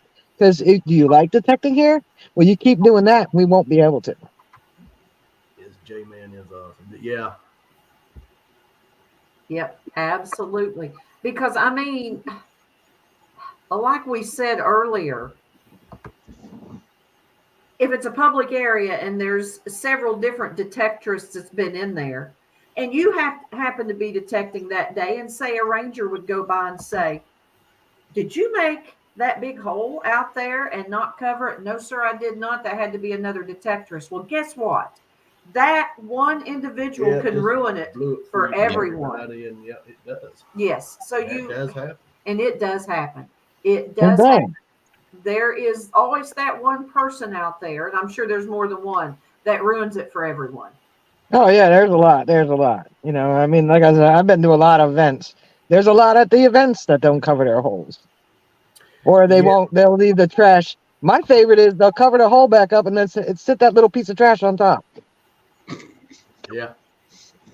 Just swinging. Right. There's a little piece of can slaw sitting up on top of some, you know, a mound of dirt that had just been dug. Well, you went through that much trouble. Just put it in your bag. Yeah. Carry two so bags hard. with you. Exactly. Yes, and always remember, everyone, if you're going over and subbing to someone, watch their video for a little bit. Yep. Give them a thumbs up. Leave them a comment so that sub will stick Yep. to their channel, please. Yes. 'Cause Or I watch see- the whole video. You never or know. watch Could the be whole good. video. Yep. Yeah. Exactly. PD Sandigger says we have some on our club that does it. See? Wow. You'd be surprised. I'm pretty observant. People don't know when I'm watching them, but there's quite a few YouTubers that don't cover their holes. There's quite a few that don't take their trash, and there's quite a few that toss the trash from the hole. You know, I think if I was detecting and I seen someone, We've never been in that situation. we've never been in yet. that situation yet. But if I seen someone leaving their trash or leaving it in the hole and covering it up, think I would I'd have say to so. confront them and say, "Hey, you know, you can't do that. If you dig it, you take it with you." Yeah. Whether Yeah, you that's what I was saying when I just dug a can that was like 18 inches deep. You know what? I opened the hole. It's mine now, so I have to take it. I don't want to take it, but yeah. it's mine now. It's mine. I opened the hole.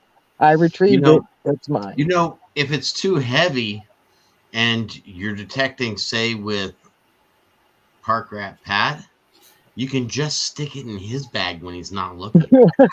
I will admit, you know, like if I'm digging something and I see it's giant iron, I will cover that hole back up. Have you ever boned somebody like that? Like, there's, "Oh, what'd you find?" And you're like, "I found this thing. It might have writing on it." And you hand it to them knowing it's crap. And then when they Walk check it away. out, you just start walking away and detecting it. No, you go ahead and hold it. You go ahead.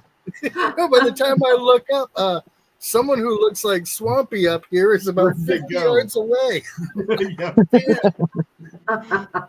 Or, hey, you hand me something good so I can, hey, let me take a look at that. And off I go. Oh wow, Scott says someone at Digstock left behind a bent piece of steel. Someone else found it was a Civil War bayonet. Oh, wow.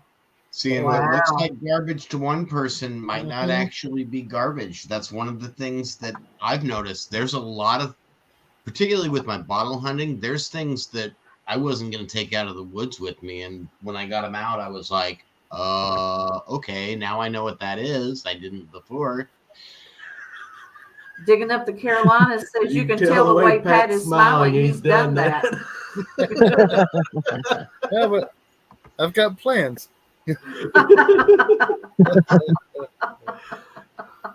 Oh shoot. Oh. Oh goodness. But yeah, this evening, guys, we didn't have a guest. Yeah, we just wanted to And we- kind of turn it into chat for the chat Yeah, people do's tonight and don'ts. and go over a few things and just remember Because that we're detectorists. we're and- all detectorists, but there are some detectorists out there that there may be things that they're not aware of So that they need to be made aware of when it comes to the do's and don'ts. yeah, And I think everyone needs to be on the same page with that. yeah. And we're all learning. It does happen. We're all learning. We're all Exactly. We're all after the same thing. That's to find history and share it. And because some of us have cool permissions, doesn't mean everyone else has those cool permissions. Don't get jealous So because don't get someone jealous else has a better. And don't brag. Be happy for them. Yeah. I mean, honestly, be happy for these people. Because every find, you found it. It's important, It is important. no matter what it is.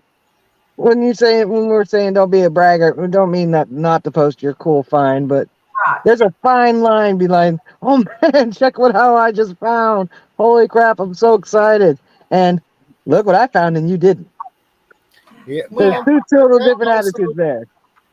there's that one-upsmanship, you know. Yeah. If somebody's going off about, this is my first Conestoga bell ever, look at this thing, and it's got a dent or a crack, and then be like, I found 6 of those, man. You know, it's like, give somebody their moment, especially when it's their first. You know, it's like, don't steal the thunder. Well, I tried to do that to Andy Snell the other day. He shared his old copper, so I shared a picture of my my largie I just showed you guys earlier. Yeah, in rub his it in, comments. Rachel. Rub it in a little bit. You know I haven't found one. Are you bragging? You bragging. That one I had to tease Andy. He was like, mine's older. I was like, yeah, but mine looks nicer. We all love to do just that little bit of brag. It's not bragging. Well, that's teasing your friends. There is a difference between sharing your excitement over a find, or, you know, like, this is my 10th copper this year. This is awesome. I'm loving this. You know, that's sharing with people. Being a bragger, it's like, you know, like, I found this.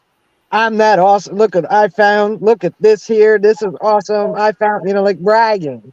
It's That's different. like point addiction He here. says, I have the largest collection of can slaw, but never brag about it. I don't know. I've seen some pretty big collections of can slaw out there. Yeah. Yeah. I think the landfill here is filled with mine. Half the landfill must be my can slaw. Yep. Because I take it even when I'm the one that shredded the can trying to get it out. You know the main reason why I'll make sure I take every last bit of trash out of that hole that I just opened? Because if I go there again, I don't want to dig that again. Right. Well, So can anybody in here say where they can remember every piece of trash where it was at when they went over it? You can't. You could probably remember your awesome find to the millimeter where you found it. I know I can. But all my trash, I couldn't tell you where exactly I found it. So if I don't take it out of the hole, I'm going to swing over it again, and guess what I'm going to do?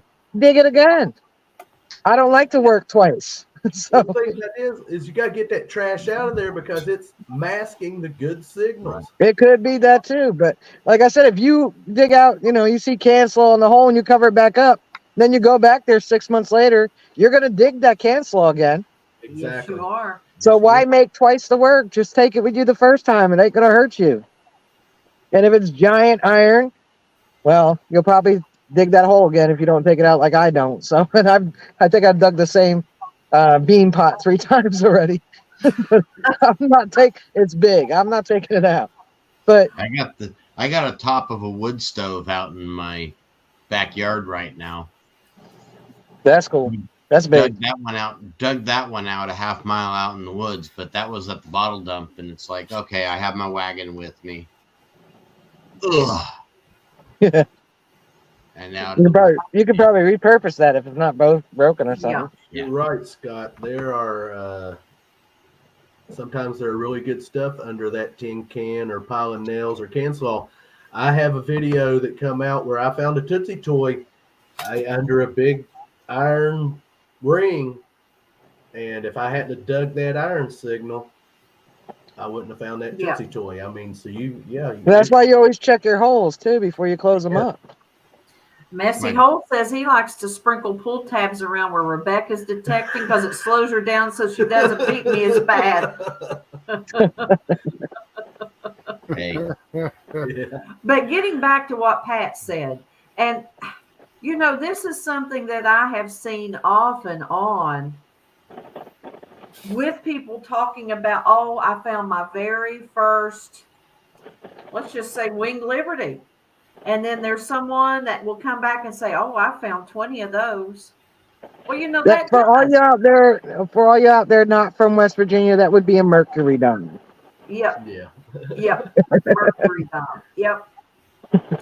But, you know, give them their moment. Yeah. Yeah. Always. Give them Exactly. their moment and say, you know, that is wonderful. You don't have to throw out there and say, oh, well, I found 20, because that just pulls away from their glory.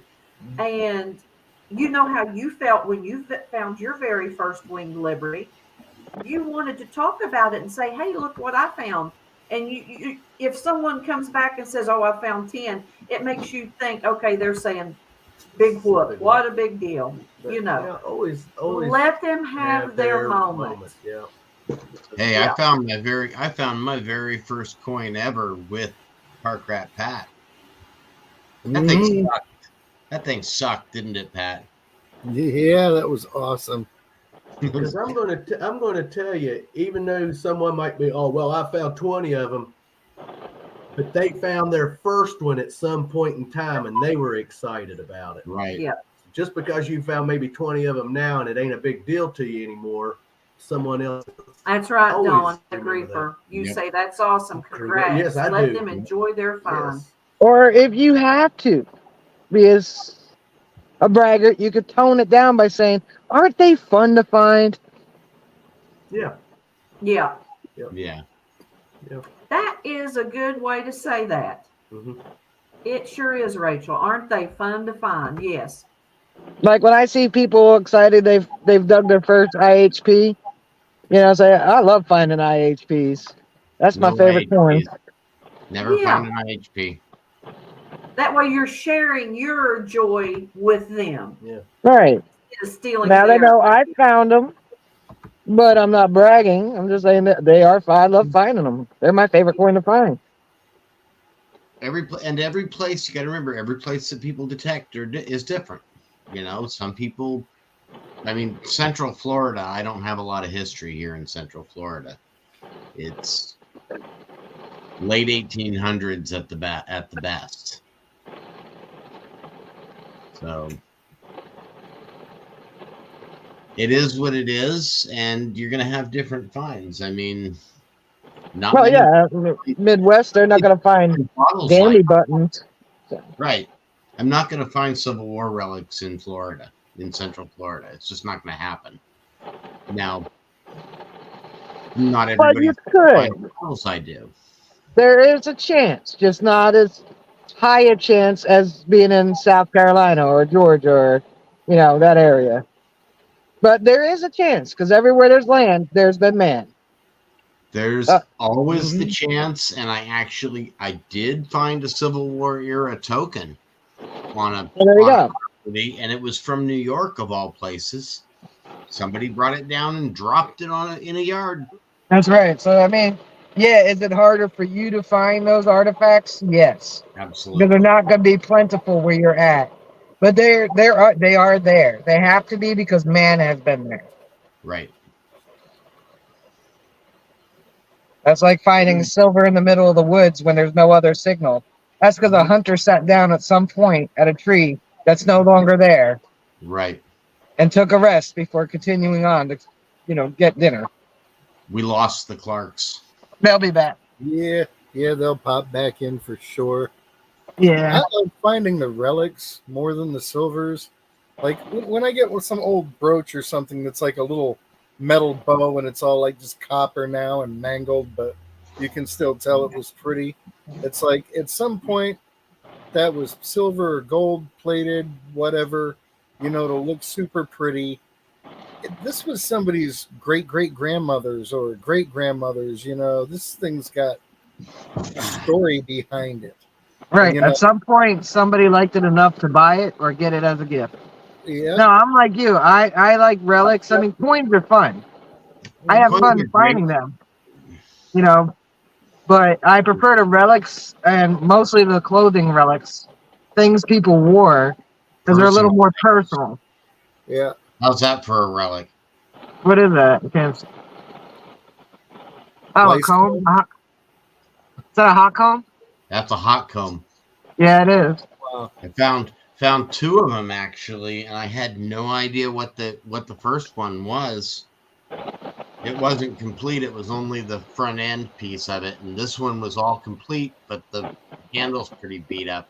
But that's one of my favorite recent finds, just because it's, I learned something about. Yeah, that's an old one. I wouldn't have thought hot comb. Who's going to use a hot comb? The first hot comb we found was actually found by my future daughter-in-law. Well, I can tell you this much. You won't be using that hot comb. No, And I won't be using that hot comb. no. Now, what is What that? is it? It's a hot It's a hot comb. comb.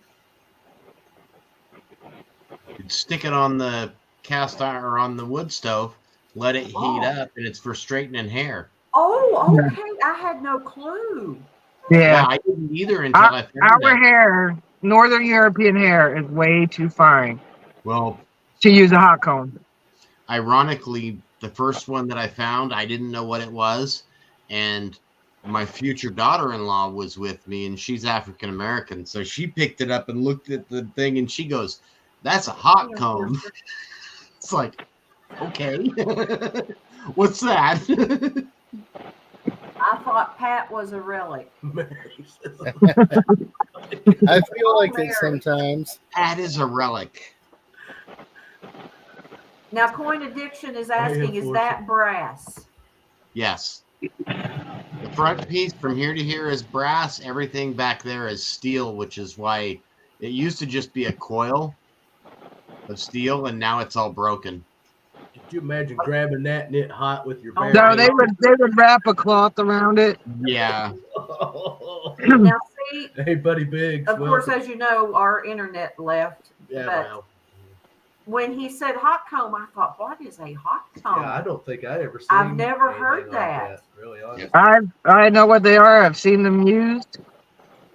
They still make them. They just have a plug in the back of them now. Yeah, they don't get quite as hot, but yeah, I remember some of my girlfriends, putting their hot combs on the flame on the stove and getting them hot and straightening their hair. That's one of my No, you ain't gonna find no Spanish silver in West Virginia. I don't think. You never know, man. You never know. That is true. You never know. No, you Hey. never know. But Man travels. Man has always traveled. Mhm. My brother If found man had not traveled, we'd still all be in one spot. All brother found 30 his billion first of us in real. one spot. You find gold coins all over right the outside U.S. of the public park. And when people were using gold coins, they were still using Spanish silver too on the regular. Yeah. So yeah, it could be anywhere. Messy Yep. Hole says, can you imagine how much longer it'd take for your lady to get ready using that thing? Oh, they'd have to spend they give up an entire afternoon straightening their hair. Oh my gosh. I couldn't imagine. that's crazy. My mom used to iron hers too, Cynthia. When she died, the funeral home asked me my mom had curly hair too. Not probably as curly as mine, but the funeral home was like, how do you want her hair done? And I was like, she always wanted straight hair. So they straightened her hair. I probably should have left it curly.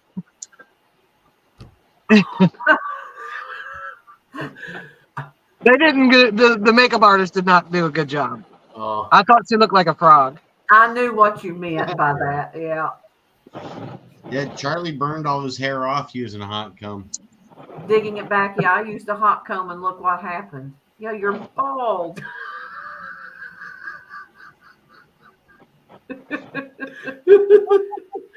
oh shoot, Man. Charlie. We can pick on Charlie. He looks like Mr. Clean. I know sometimes we've seen him on lives, man. That shine coming off of it, man. Yeah. Looked like he had the turtle wax. Oh, and he takes his hat off. Yeah, As he takes I his don't hat have off. much room to talk. I I don't. really don't. I got nothing to polish up here. All my hair is here, so all accounted for.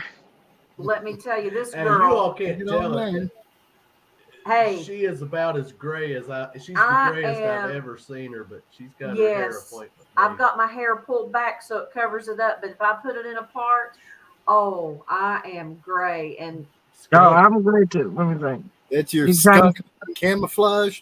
Yeah, Yeah. exactly, Pat. next Friday, it will be gone. So if we do a live stream next Saturday, which we're planning on, Yeah, we we just will. haven't talked Yeah. about it yet. Yeah. Your hair's gonna be gone or you're gray? No, her My gray gray will be gray gone. Yes. Some of my hair will be gone. Hey, that's a good idea for a Cobra Oh, challenge. oh. If you lose, we'll shave your head. No, I wouldn't do that. I would Yeah. shave mine, but my head's too round. So that would be, I wouldn't want to do that. So we maybe make it a different color. Yeah. Yeah. I wouldn't mind that. I could go for a different color. Like I like all the different colors too. All like baby poop yellow or not something that like color. No. that. Green. Bird, But I am bird poop I'm green. right now as gray as I've ever been. Yeah. Because I'm not one to go to the beauty shop, guys. I mean, that's just not Melissa. I wash my hair, pull it up on my head, and go. And so the last time I had my hair done was September of last year. When you I never seen you wash your hair in 27 years I've been. Ugh. I'm gonna start picking on her Shut now. your gravy flap, okay? You gotta get yourself in trouble. Robert. Now you think about that. 30% of this channel is talking like she's 100% of the I'm sure a lot of you girls out there would agree with Melissa. Shut your gravy flap, Robert. The reason I say that is because that's what his Oh, mom my would mom say. loved to say that. Shut your Shut your gravy gravy flap. flap. Hey, Yeah. Bone Dead Heathens, Well, smack you, welcome. Melissa. Listen to this. They're gonna start teaming up on me Hey, now. Bone Dad. Yep. I'm staying out of it.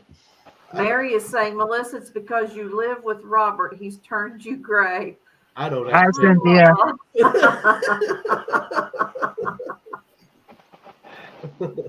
Hey, LL said her gray roots show up every 3 months. Mine showed up every 3 weeks because my hair grows just way too fast. Digologist is saying Clark's I don't Code really know detective any. share some West Virginia jokes with us, please. I have to be honest. Don't really know any. Right now, I off the got top of my some. head, I can't share I got any. some. I only got one clean one though. Okay, let's hear it. What do you call 32 West Virginians in the same room?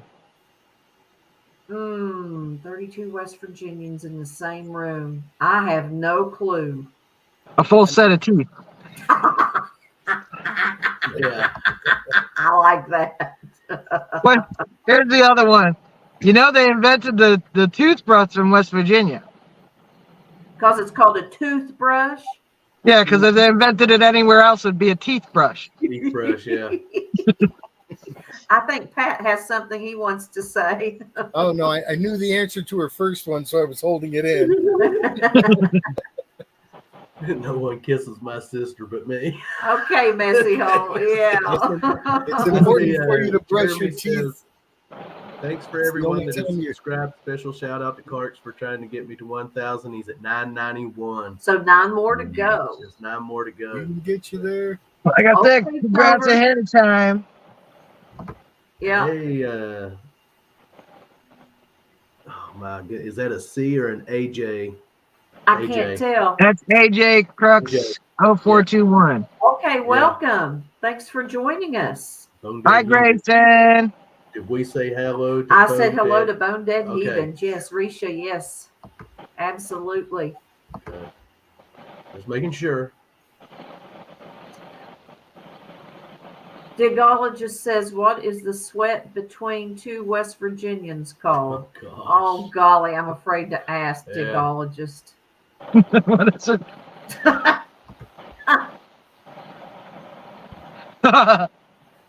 Okay, tell us. Tell us.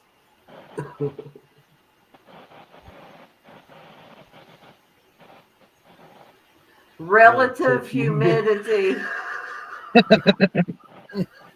I probably would have gone a little farther south for those jokes. Oh, gosh. Now, Jim Steele was wanting to know, what do you call 10,000 West Virginians at the bottom of the ocean. Good start. A good start. Jim Steele. Just You know what remember separates PBM West stuff. Virginians from cattle? What is it, Pat? So you know what separates West Virginians from cattle? Oh. Condom.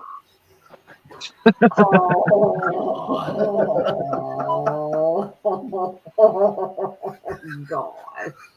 Well, I can't say my joke now because I know Grayson is listening. So Oops. Okay. Yeah.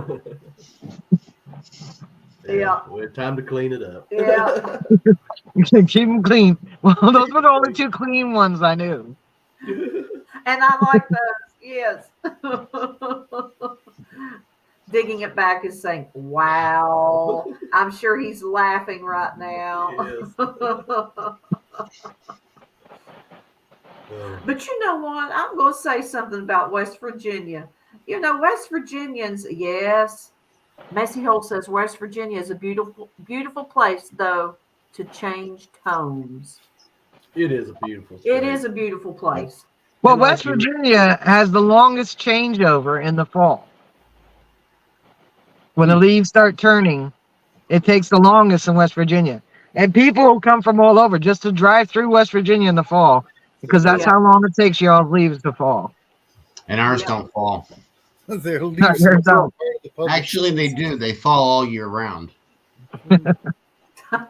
They fall year And round. we have the bridge up there where people come from around the globe to jump off that daggone thing too at New River Gorge. New River Gorge. Yeah, New River Gorge.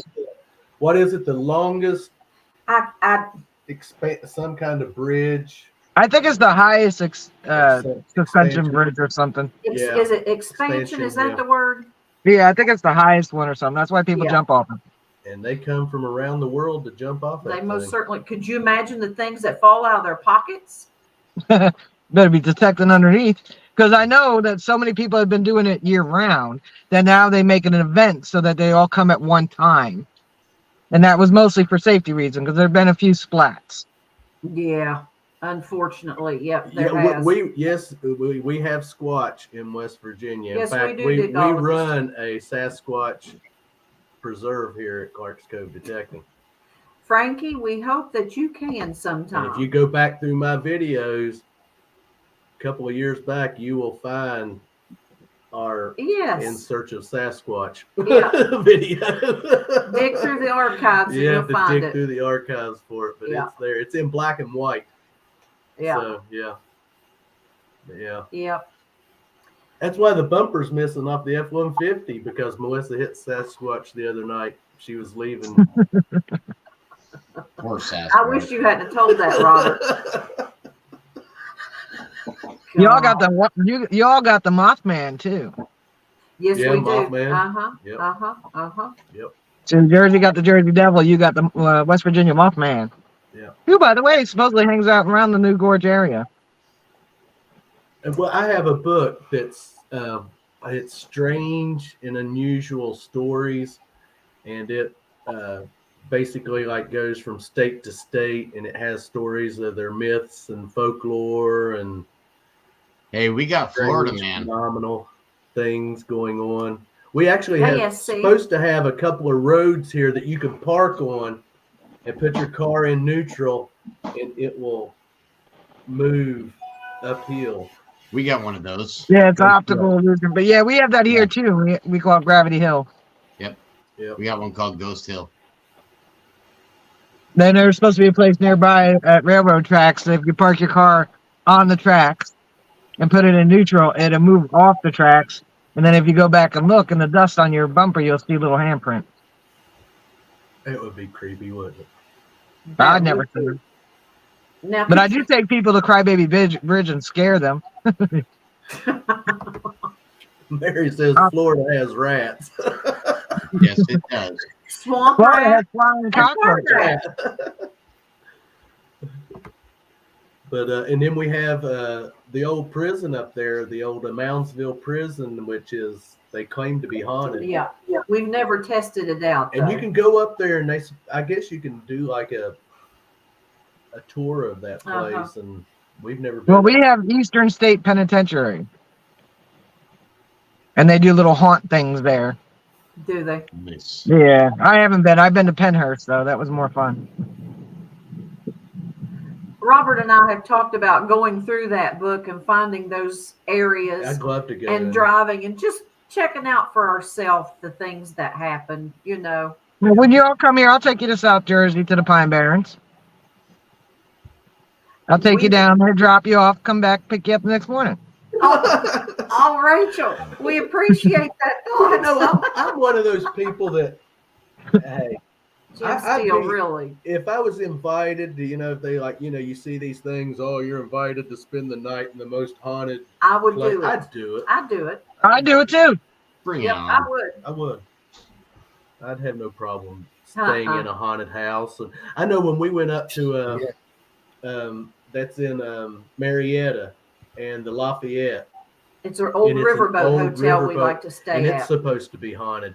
And I mean, when you walk through the hallways of that place, because it is so old and they still have it, like Uh-huh. there's areas that I got up and was walking down some of the hallways, and you just get that, the kind of hairs start standing up on your arms. Mhm. And yeah, there's energy in that hotel. It's definitely a cool place to stay.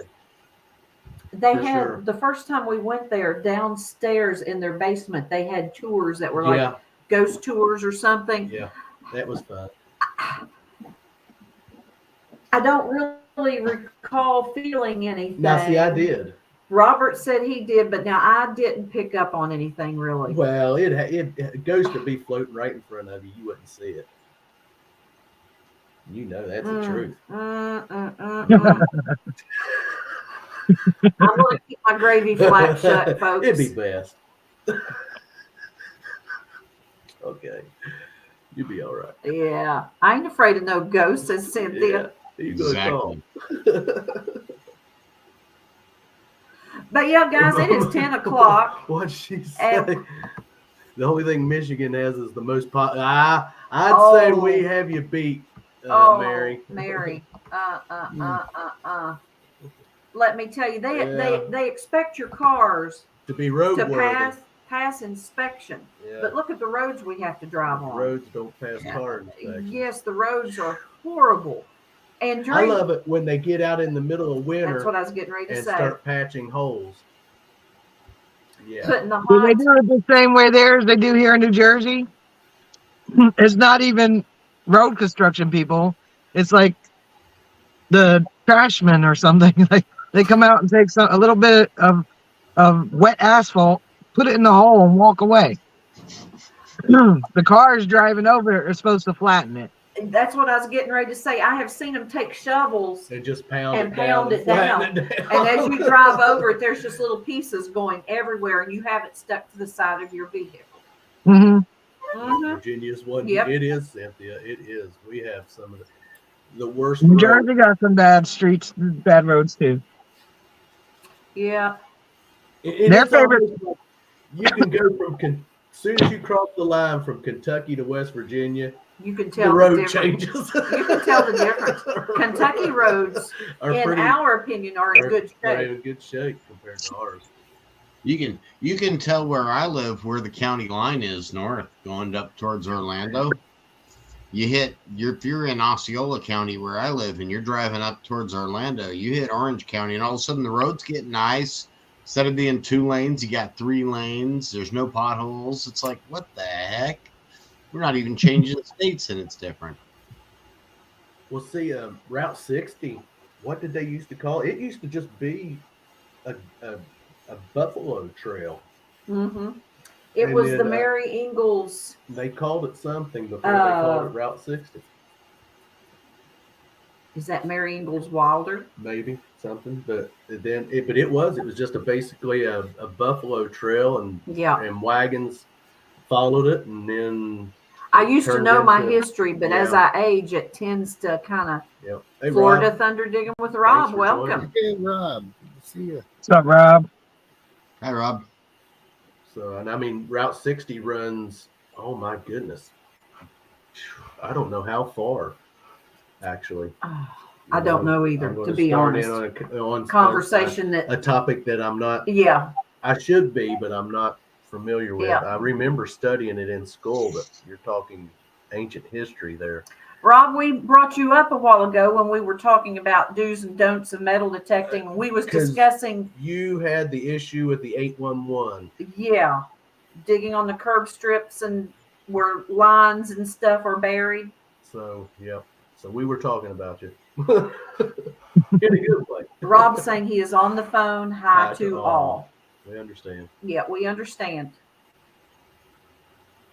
Because I remember he had someone kind of basically that brought that up, and he's like, "What was the odds?" Now, if I'm not mistaken, I want to say that he was told, or else he did this on his own, to have the printout of where he called 811 and to have it with him on his person. Someone says something, he can go, whoosh. Yes, I made my call. Got it right here, man. Yeah. Absolutely. Yeah.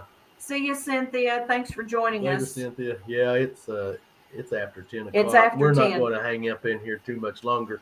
In fact, we had actually said, since we didn't have a guest tonight, we wasn't going to go over the hour and a half mark. But well, we got into you got Swamp Rat, you got Park Rat, you got Jersey Ray, Clark's Cove. You got to stay on here. And look at all the lovely people and we all have in chat. Yes, I mean, yes. We had a good time.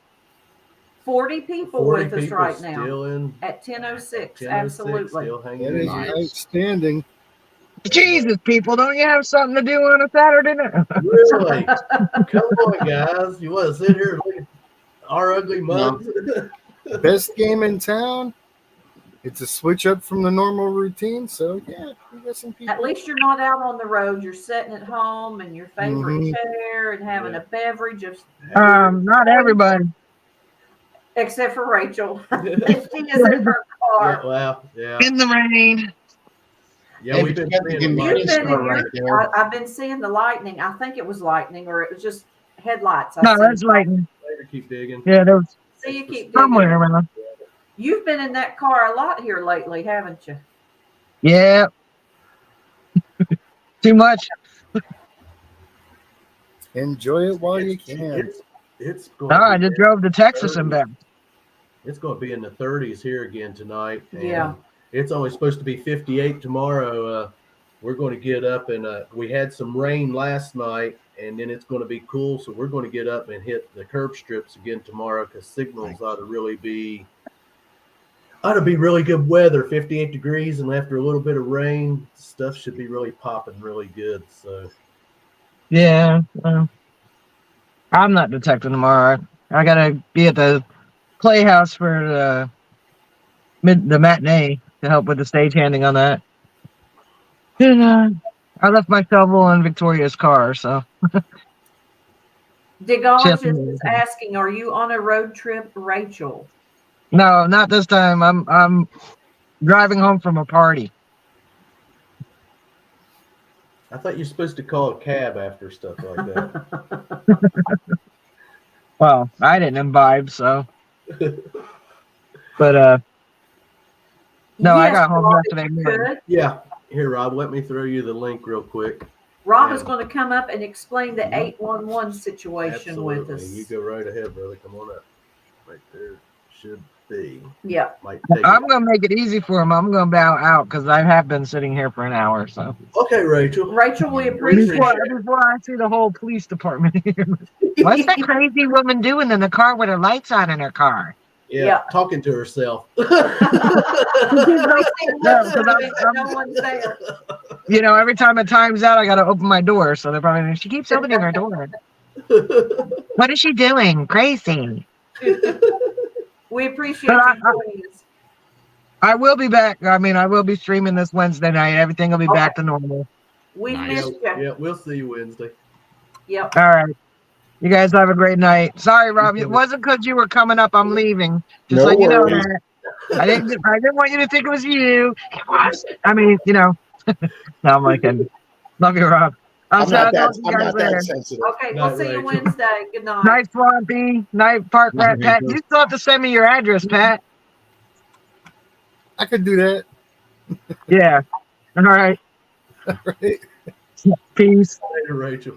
Good night. Yeah, we were talking about that, Rob. I couldn't Yeah, my ears remember. were. No, I'm only I kidding. couldn't remember They the were whole burning. the whole scenario about the 811 thing. So you feel free to go ahead and Yes. explain that. What happened was I was doing a curb strip in a city like 10 minutes from here that I've been curb stripping for 4 years without a problem. The only time I ever got stopped by the cops once is because I parked in an area I couldn't park at. But for me metal detecting, they didn't care.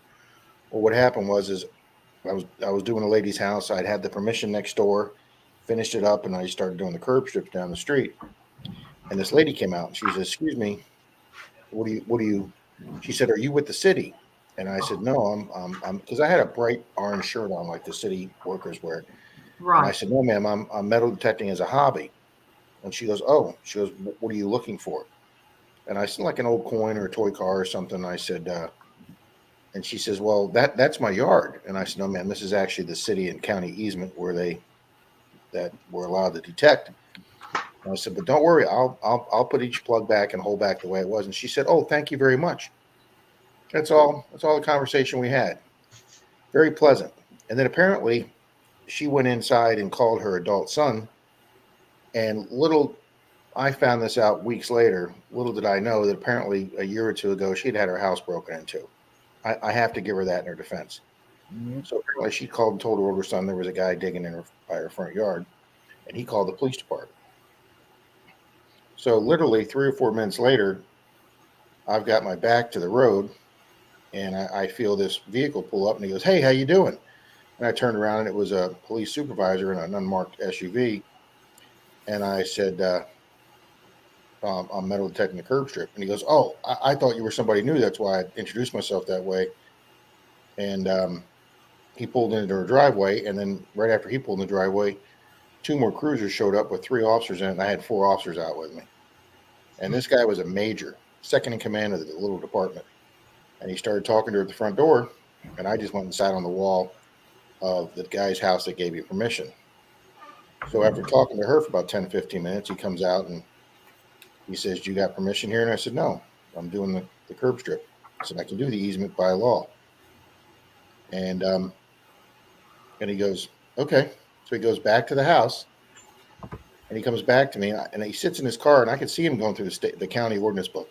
I mean, I could see him in his cruiser just going through, and he couldn't find anything. I knew he wasn't going to find anything. And then he went and checked the state statute book, and he couldn't find anything. And he sat in that car for a long time trying to find something to get me off that yard, and he couldn't find it. So the lady's son comes home, he comes flying up in the truck, gets out of his truck, goes up to his mother's front door, and he starts telling the cops, and he starts pointing to me. And the major then walks over to me, and he says, "Did you call 811?" And I said, "I don't need to call 811. I don't go down more than 2-3 inches." So he proceeds to take his phone out and, like I'm a dunce, read me the 811 statute and the Florida statutes by verbatim by law. And it says something like any turnover of dirt, he says any excavation. I go, "I'm not excavating. I don't have an excavator. I'm using a shovel." "Well, let me quote you the next line. Any disturbance of dirt, any movement of dirt, And I said, "Listen, no. Did you call 811? "No, I didn't." "Well, you can't be here then." So I said, "Okay, that's fine." I said, "But you know what I'm going to do the second you leave?" And he goes, "What?" So I'm going to sit in my car. I'm going to call 811. And I said, "I'm going to give them all my information, and I'm going to get permission, and I'm going to be right back here at this spot." I mean, he was an absolute, well, let's just say the polite, nice. And as an ex-law enforcement officer, I was trying to give the guy the benefit of the doubt, but he was just reaming me a new asshole. And I said to him, I said, "Oh, you can't find anything in the state statute books. You can't find anything in the city ordinance. So you're coming up with some obscure law made for excavators when they're doing somebody's property to keep them from causing damage. Because the statute reads, if there's any damage done, you have to pay the utility back the damage you've done." It protects the utility companies that pay the money to put your sewer line, your gas line, your electric line, your water line. It's made to protect them. So I got right on the phone. Landowner owned half the, wow. Yeah. The landowner owns half the road. Wow. Yeah, that's a big wow, isn't it? Yeah. So I went right to my truck and I called 811. Oh, before that, he went back and talked to them. He dispersed all his people, and he comes driving up to me in his truck, and he signaled. I'm still sitting on the wall. He signaled the overall up into his truck, and this is what he said to me. And I don't mean to offend anybody. This is what he said to me. I walked up the car, and he says, "I imagine you've been sitting there thinking I'm pretty much a prick." And I said, "An absolute, total, 100% dickhead." That's what I told him.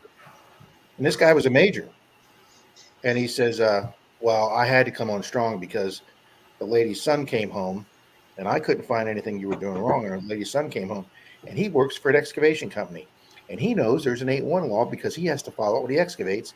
So since you didn't follow that law, and he didn't want you on his mother's lawn, he pulled that obscure statute out of his back pocket, and he made me enforce it. Why didn't you just tell me that? Why didn't you just tell me that?" And then I just said, "Okay, I'll be back after I call 8-1." I said, "No, you didn't have to. You didn't have to come on heavy like that." Mm-hmm. And I said, "That's all. If you'd have just explained it to me."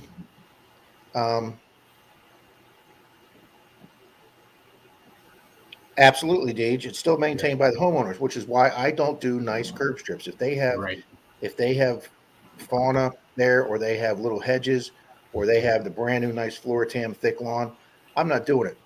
We were Deej, just discussing that too.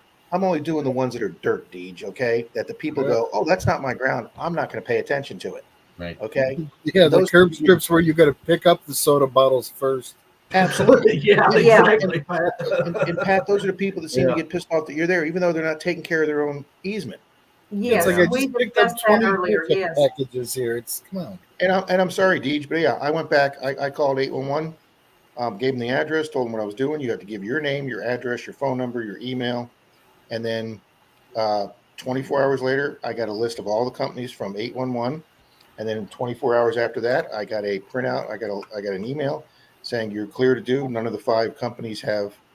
And I have to admit, I was hoping to go back there 2 days later, and then there'd be like 8 flags on their curb strip with paint lines, and all these companies that came out and checked it.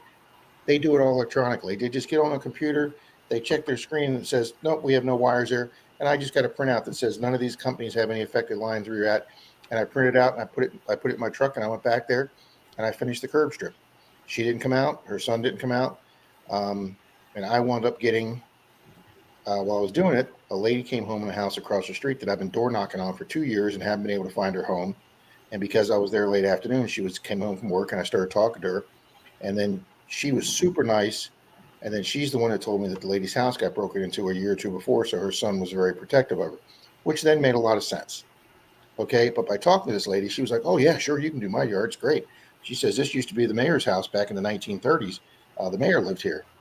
And then that's the house that I found that Frontiersman lead toy. That's the best lead toy I ever found. And then I got 4 silvers off of it. Troy and I got like 10 Wheaties off of it. I got 4 silvers off the small front yard. And then I got 2 more permissions off that yard. I've got like 3/4 of the houses on that entire block. Everyone except this lady's. But yeah, I was proving a point, Deej. I went back there and I finished the yard. I finished her curb strip. I wound up getting, I don't even think I got an old coin. I just got clad in a weedy tack. But her son ticked me off. Didn't want to talk to me. Just immediately called the cops. I was super polite to his mom. His mom was super polite to me. I told the cop, I said, "Listen, there wasn't an ill will. I didn't say you spoke ill will over." And I have since gone back and metal detected in that neighborhood 3 times on a curb strip and had nothing but nice people come talk to me. Nice. But technically, it is a Florida law. Now, I know a guy that metal detected that's also the city inspector for another city nearby. Nope. Can't agree with you there, Deej. I love you, Deej, and I agree with 99% of the things you say. But no, if you're malicious against me for no reason at all, I'll defend myself. But I have a guy who's a city employee at another place, and it's his job to go out and mark those lines if somebody calls for the city for excavation. And he said that homeowner calling 811 abused the 811 system. That is not made for you going out there metal detecting. It's made exactly for what I explained. It's made for a big company coming in with excavators and front end loaders, and they're going down 1 foot, 2 feet to repair a pipe or something. they have to notify the other 4 or 5 companies that have lines down there to make sure that those other companies come out and mark that area. It's because here's the deal. Technically, if the homeowner is going to go out and put a rose bush on that thing, by law, he has to call 811. And do you realize that every single homeowner putting in a sprinkler or putting in a rose bush or putting in a little bit of hedge or putting in his mailbox, the system would collapse. If every single one of those people dialed 811, the whole system would be overwhelmed. So it's the intent of the law, and I wasn't violating the intent of the law by trying to find a weed 2 inches down. I'm not out there with a front end loader and a dump truck. So I'm not out there with a front loader and a dump and a backhoe because I don't have one. yeah, Yeah. I mean, If I did, I would. the guy that called the cops on me and Troy in St. Pete 2 years ago or a year and a half ago, the one that the video went viral, I've got over 26,000 views. Thank you, Jeremy. I appreciate that. I dig with some very good people, Jeremy. People that I feel proud to dig with. But when that guy called the cops on us, when Dalton and I and Troy were in that guy's, we parked in front of his house. Troy walked up, knocked on the door. The guy said, "No, I'd prefer you not to do my yard." Troy said, "Great." Him and Dalton went down the street to go start curb stripping down the street. And then I started curb stripping the guys in front of his house. And he came back out and he goes, "Hey." I go, "Yes, sir." And he goes, "I maintain that area." I go, "Yes, sir. That's your the city requires me to maintain that." He goes, "Even though you may be allowed to do that, I maintain that, and I'm going to ask you not to do my easement." And I said, "Okie dokie." And I left immediately. I don't think I had one hole dug. I left immediately, went like 4 houses down and started doing down the street. And he still called the cops on us. And 5 minutes later, 2 cops showed up. And I said, "That guy right there called you." "Well, we can't tell you that." I said, "Well, sure he did. He's the only person that came out and had contact with us." I don't think anything's changed, Deej. I just think nobody's, even the supervisor, the major, admitted to me. He goes, "Mr. Clark, you could probably do curb strips for the rest of your history doing out here in this city, and nobody will ever know this law again." And he's absolutely right. It's an obscure law made for contractors, Mhm. and it's to keep these fly-by-night companies that aren't licensed. It's to keep them honest. That if some company comes out that you hired that's not licensed and they hit that, it holds them responsible for damage they done. So, and like I said, I talked to my buddy who's an employee. He goes, "Rob, I only go out and mark stuff with a flag of paint. If it's a big company coming out," he says, "I have never driven." He says, "I drive around all the time and see metal detectors on curb strips, and I don't ever walk around and go, 'Oh, you need to enforce 811 when you're digging.'" He goes, "No, that's not the intent of the law. The intent of the law is to keep a shady contractor from doing damage and not being held responsible." Right. So, we had the cops called us on us. I'm standing talking to the homeowner in his yard and start swinging the detector, and they called the cops on me. The policeman pulls up, which we'd already spoke to him once before, and he goes, "I assume you have permission to hunt in this guy's yard." I said, "Yeah, I've been standing here talking to him." He said, "Well, one of the neighbors across the street called us saying you were metal detecting a neighbor's yard." And I said, "He's sitting there on the porch." oh my God. Yes. I said, "The homeowner is sitting on the porch," and he looks up there and could see him sitting on the porch. I'm like, he knows we're here. We're not going to do stuff And like that officer asked us, he said, And the he person said, that called and complained lives across the street. So "Please he said, please do not do go not across go the street across and the detect street." the curb And strip. I said, "We won't." See, you're Yeah. better people than me. I will tell you that right now. You're better people than me. Because I mean, I don't want that officer mad, because I see your then point. if I need him, I see your he's point. going to Right? be on my side. Because Dalton,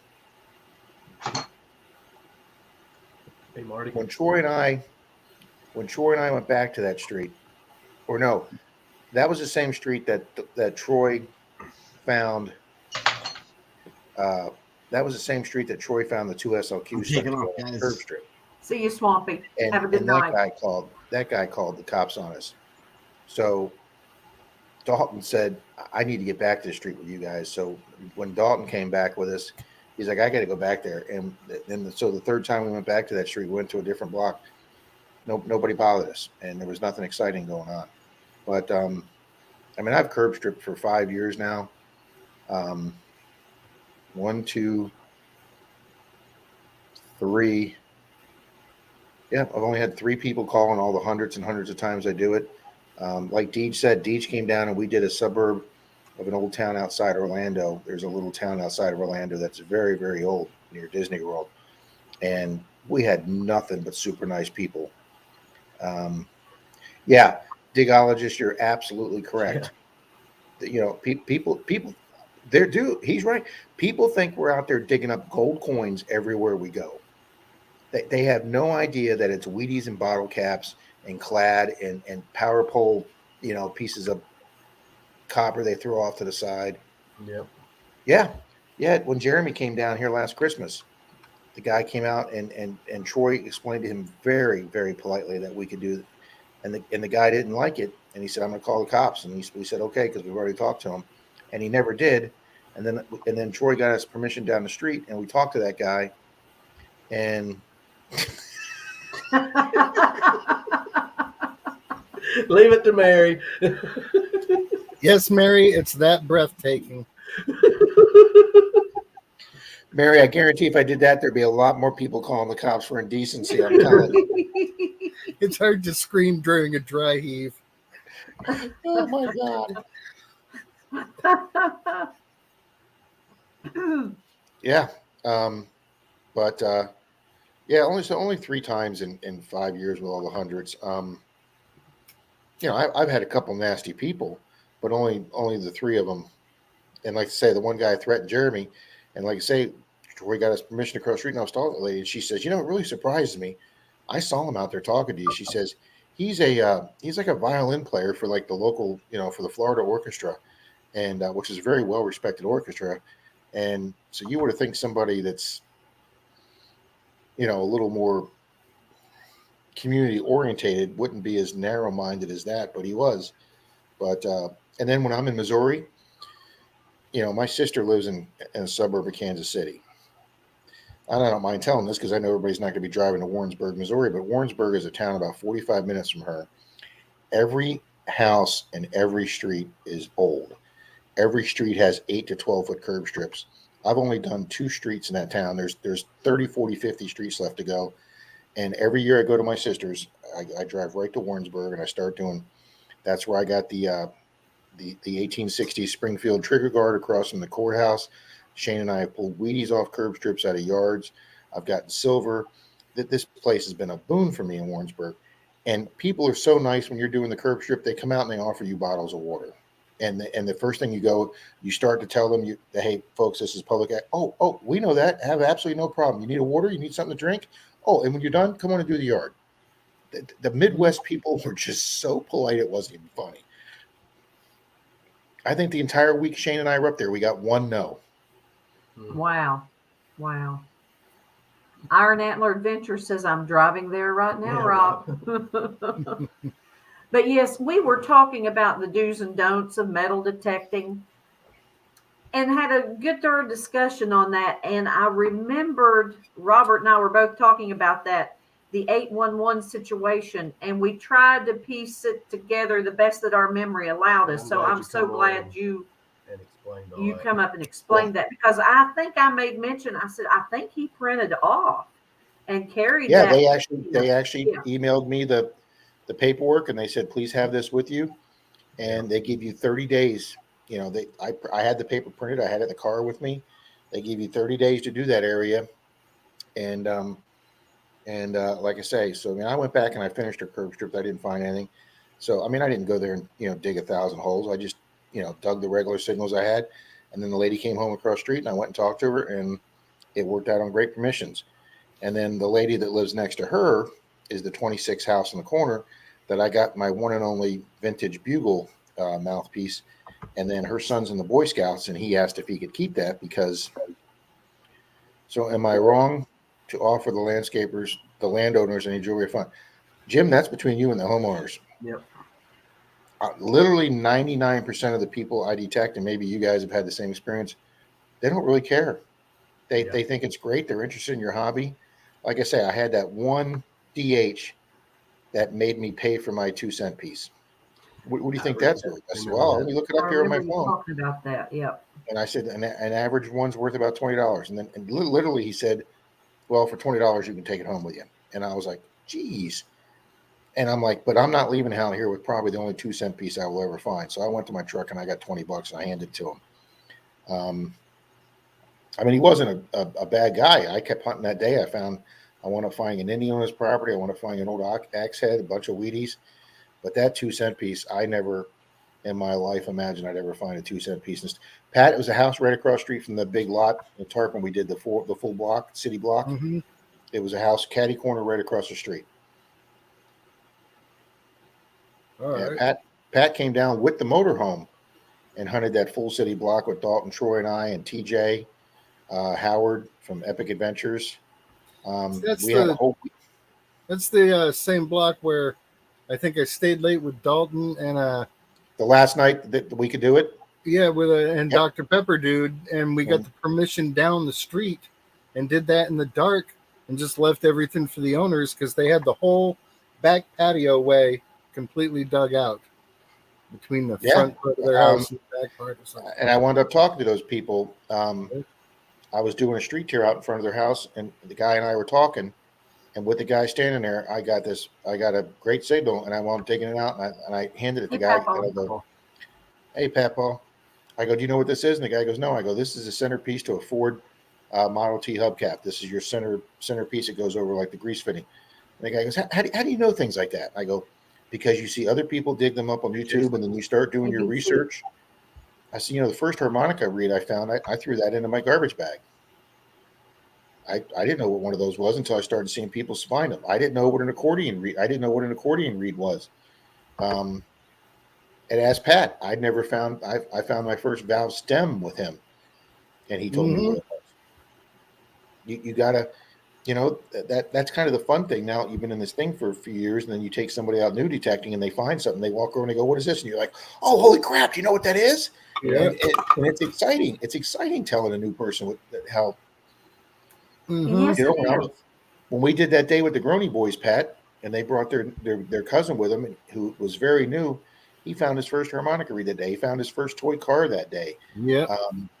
Everything was exciting to him that day. That was the day I found that first big epic lead ingot ever. Yep. That was like huge because I'm a lead fan. And I know it. That ingot is awesome. Yeah, we were talking about that earlier. If someone finds something and they're excited about it, don't shut them down with, "Oh, well, I found 100 of those." Mhm. You know what? I actually learned that when I watched Liz on Sunday morning digging Canuck. Before I had my own stream, I would watch hers on Sunday morning, and she had a little word. She says, folks, when I show, she does a lot of show and tell on her Sunday morning streams about what people find, and that's exactly what somebody did, Rob. Somebody found something. It wasn't extraordinary, and somebody goes, "Oh man, I find them all the time," or "I find 10 of them." She goes, "Hey, listen, folks, this is their moment. They've taken the time to send this item into me, and they're proud of it. Don't poo-poo on their parade by saying, 'Oh, I find those every day.'" It's like you guys with those 85 or 100 mason jar lids, whatever you had on the giveaway. I bet I found less than a dozen of those in 5 years because we just don't find them in Florida because we're not old enough. But you see all these channels.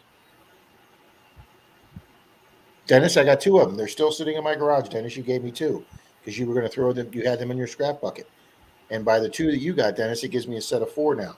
Yeah, because just like Dennis says, in the areas that he hunts, that's Papa. my parents to find. A Ford valve cover center console. Pat found a really nice one when we were at Dalton up in a town called Kathleen. And Dalton got us these 2 empty lots. And Pat found a really, really, really nice Ford center cob cap. Mm-hmm. That's also where I found that one piece I didn't recognize, but I didn't throw it out. And it was weird, and it had a post thing and spikes, and I thought it was for holding a lamp bulb together. And it turns out that was a Model T Ford distributor cap. That's what it was. Yes. I was like, You know, I still got it over here somewhere. I know a lot of people here do Facebook. ID Me on Facebook is a metal detecting page for, and I put items on there, and somebody knows what it See you, is. Shannon. Cynthia Swearingen. When I found that old vintage, hang on, I got to remember how to pronounce this, mezuzah.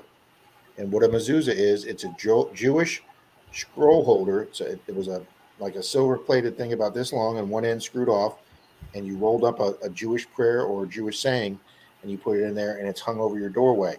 Okay.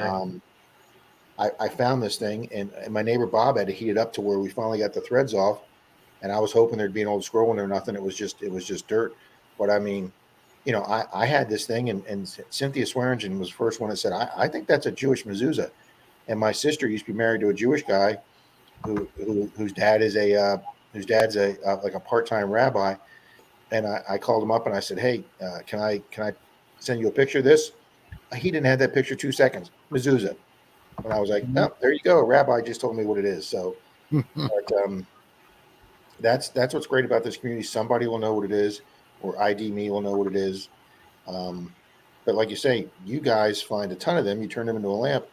I still have every one I found because I've even glued some of the porcelains back together when they're cracked because it's just so hard for me to find a complete one. Yeah.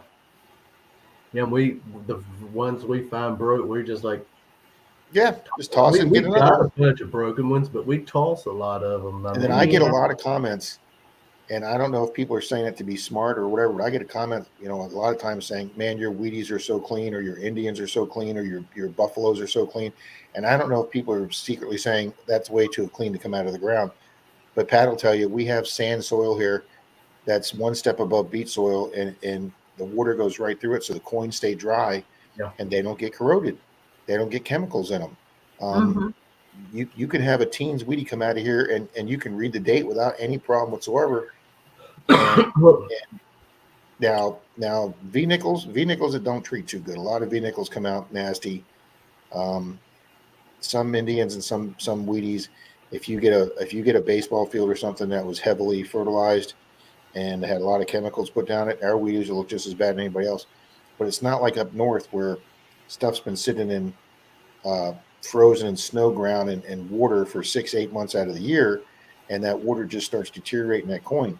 That doesn't happen down here. The coin, we found, Dalton and I did 2 street tear outs in the same little town where the 811 thing is, and we both had barbers come out that looked like they were dropped the day they came out of the mint.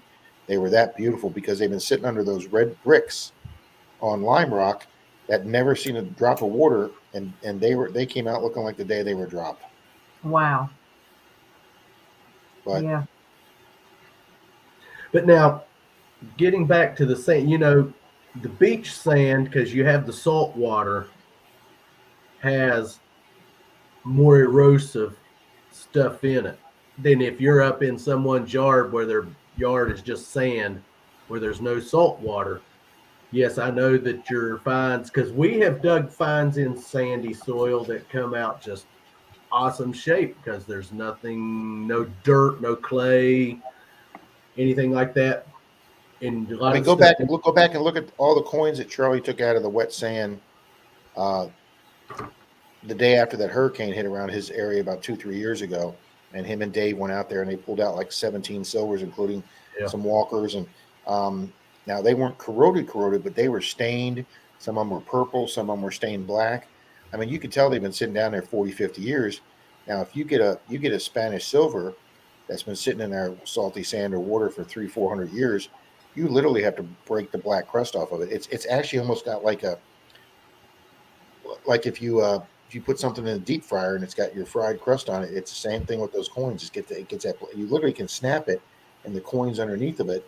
But yeah, even the Hoover boys, when they're doing the lakes, or not the lakes, but the brackish rivers off the Chesapeake Bay, their coins come out. A lot of their silver comes out to where they got to snap the black crust off of it. So yeah, if it's been sitting there 300-400 years, Gypsy got one on our side.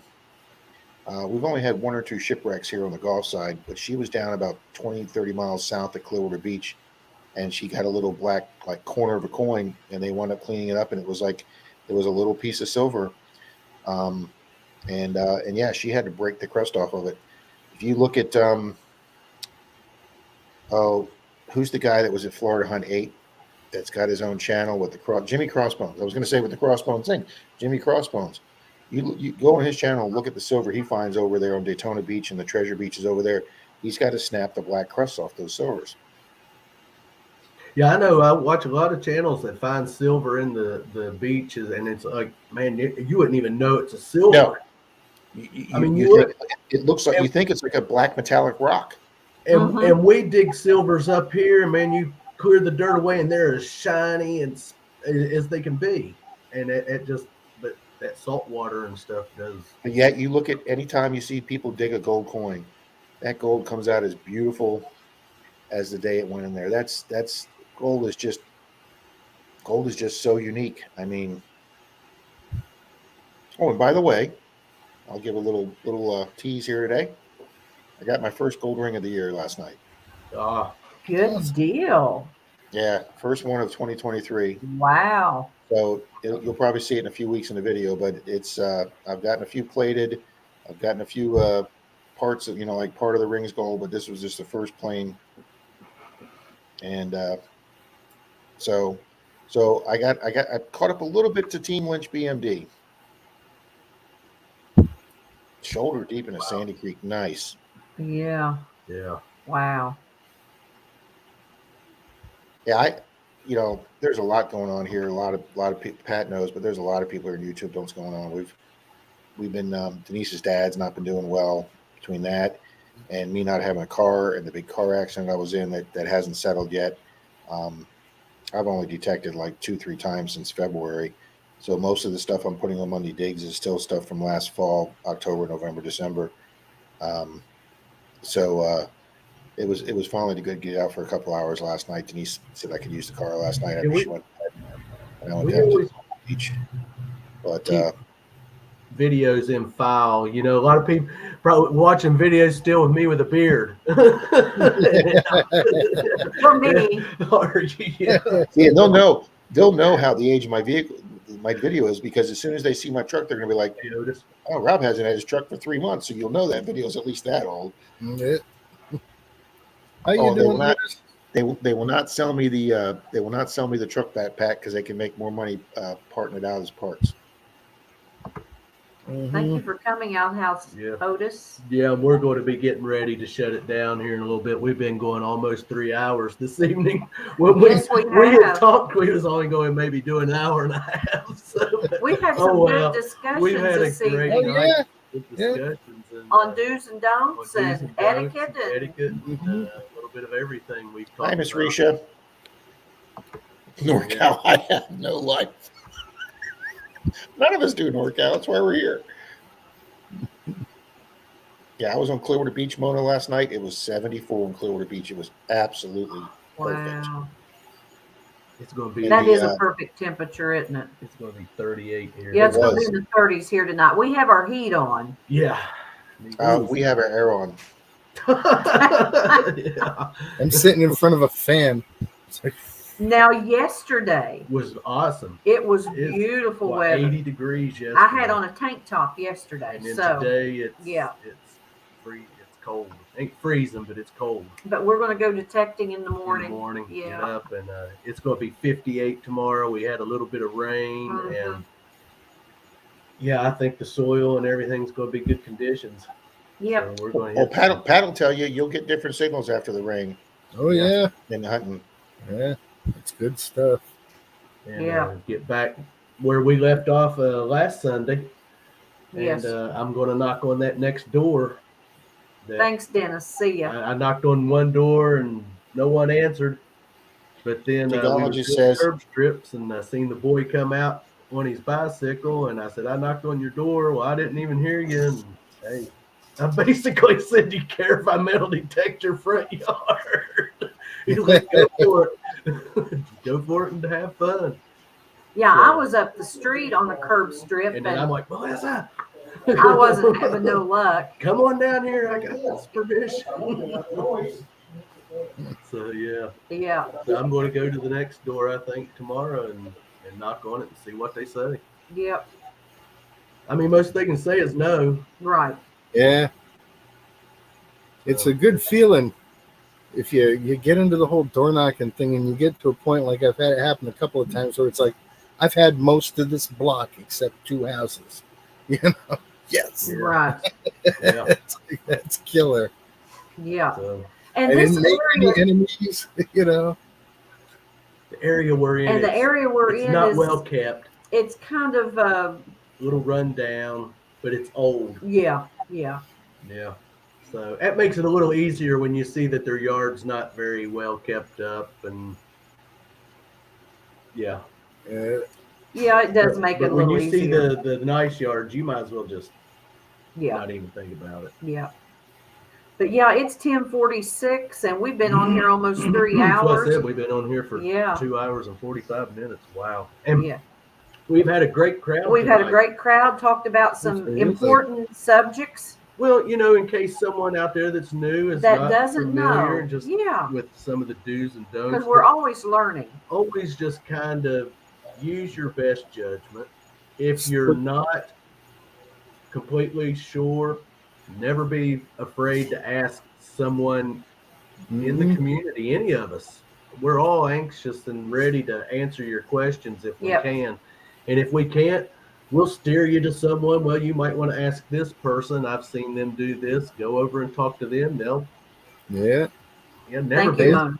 It's Never been a been. great night. We still got like what, 38, 36? 28. Got 28. 28 still in the chat, Yeah. and I hate to run See you, everyone Frankie. off, but Good night. we're going Jim to get. Steele, no, we have not ever mowed someone's yard to get a permission, but that is a thought. Robert would be real good at mowing that grass, Oh, wouldn't he? gee, thanks. So she'll do it for You doing 70% now. Yeah. you.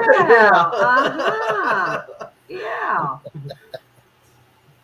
LOL, Robin's going to come back when everyone's signed off again. Yeah. Good night, Bill. Thanks for coming. stopping by, Bill. But yeah, we've had a great evening. And congratulations. I to- like your T-shirt, Rob. Oh, this is my this is the way. Go Group. Mhm. Oh, Yeah. and somebody asked if this was a MAGA hat. I'm not going to make any response to that, but no, this is my Tesla hat. Yeah.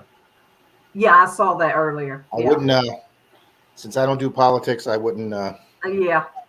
I understand. no matter what side you're on, you're going to piss off 50% of the people. So I don't.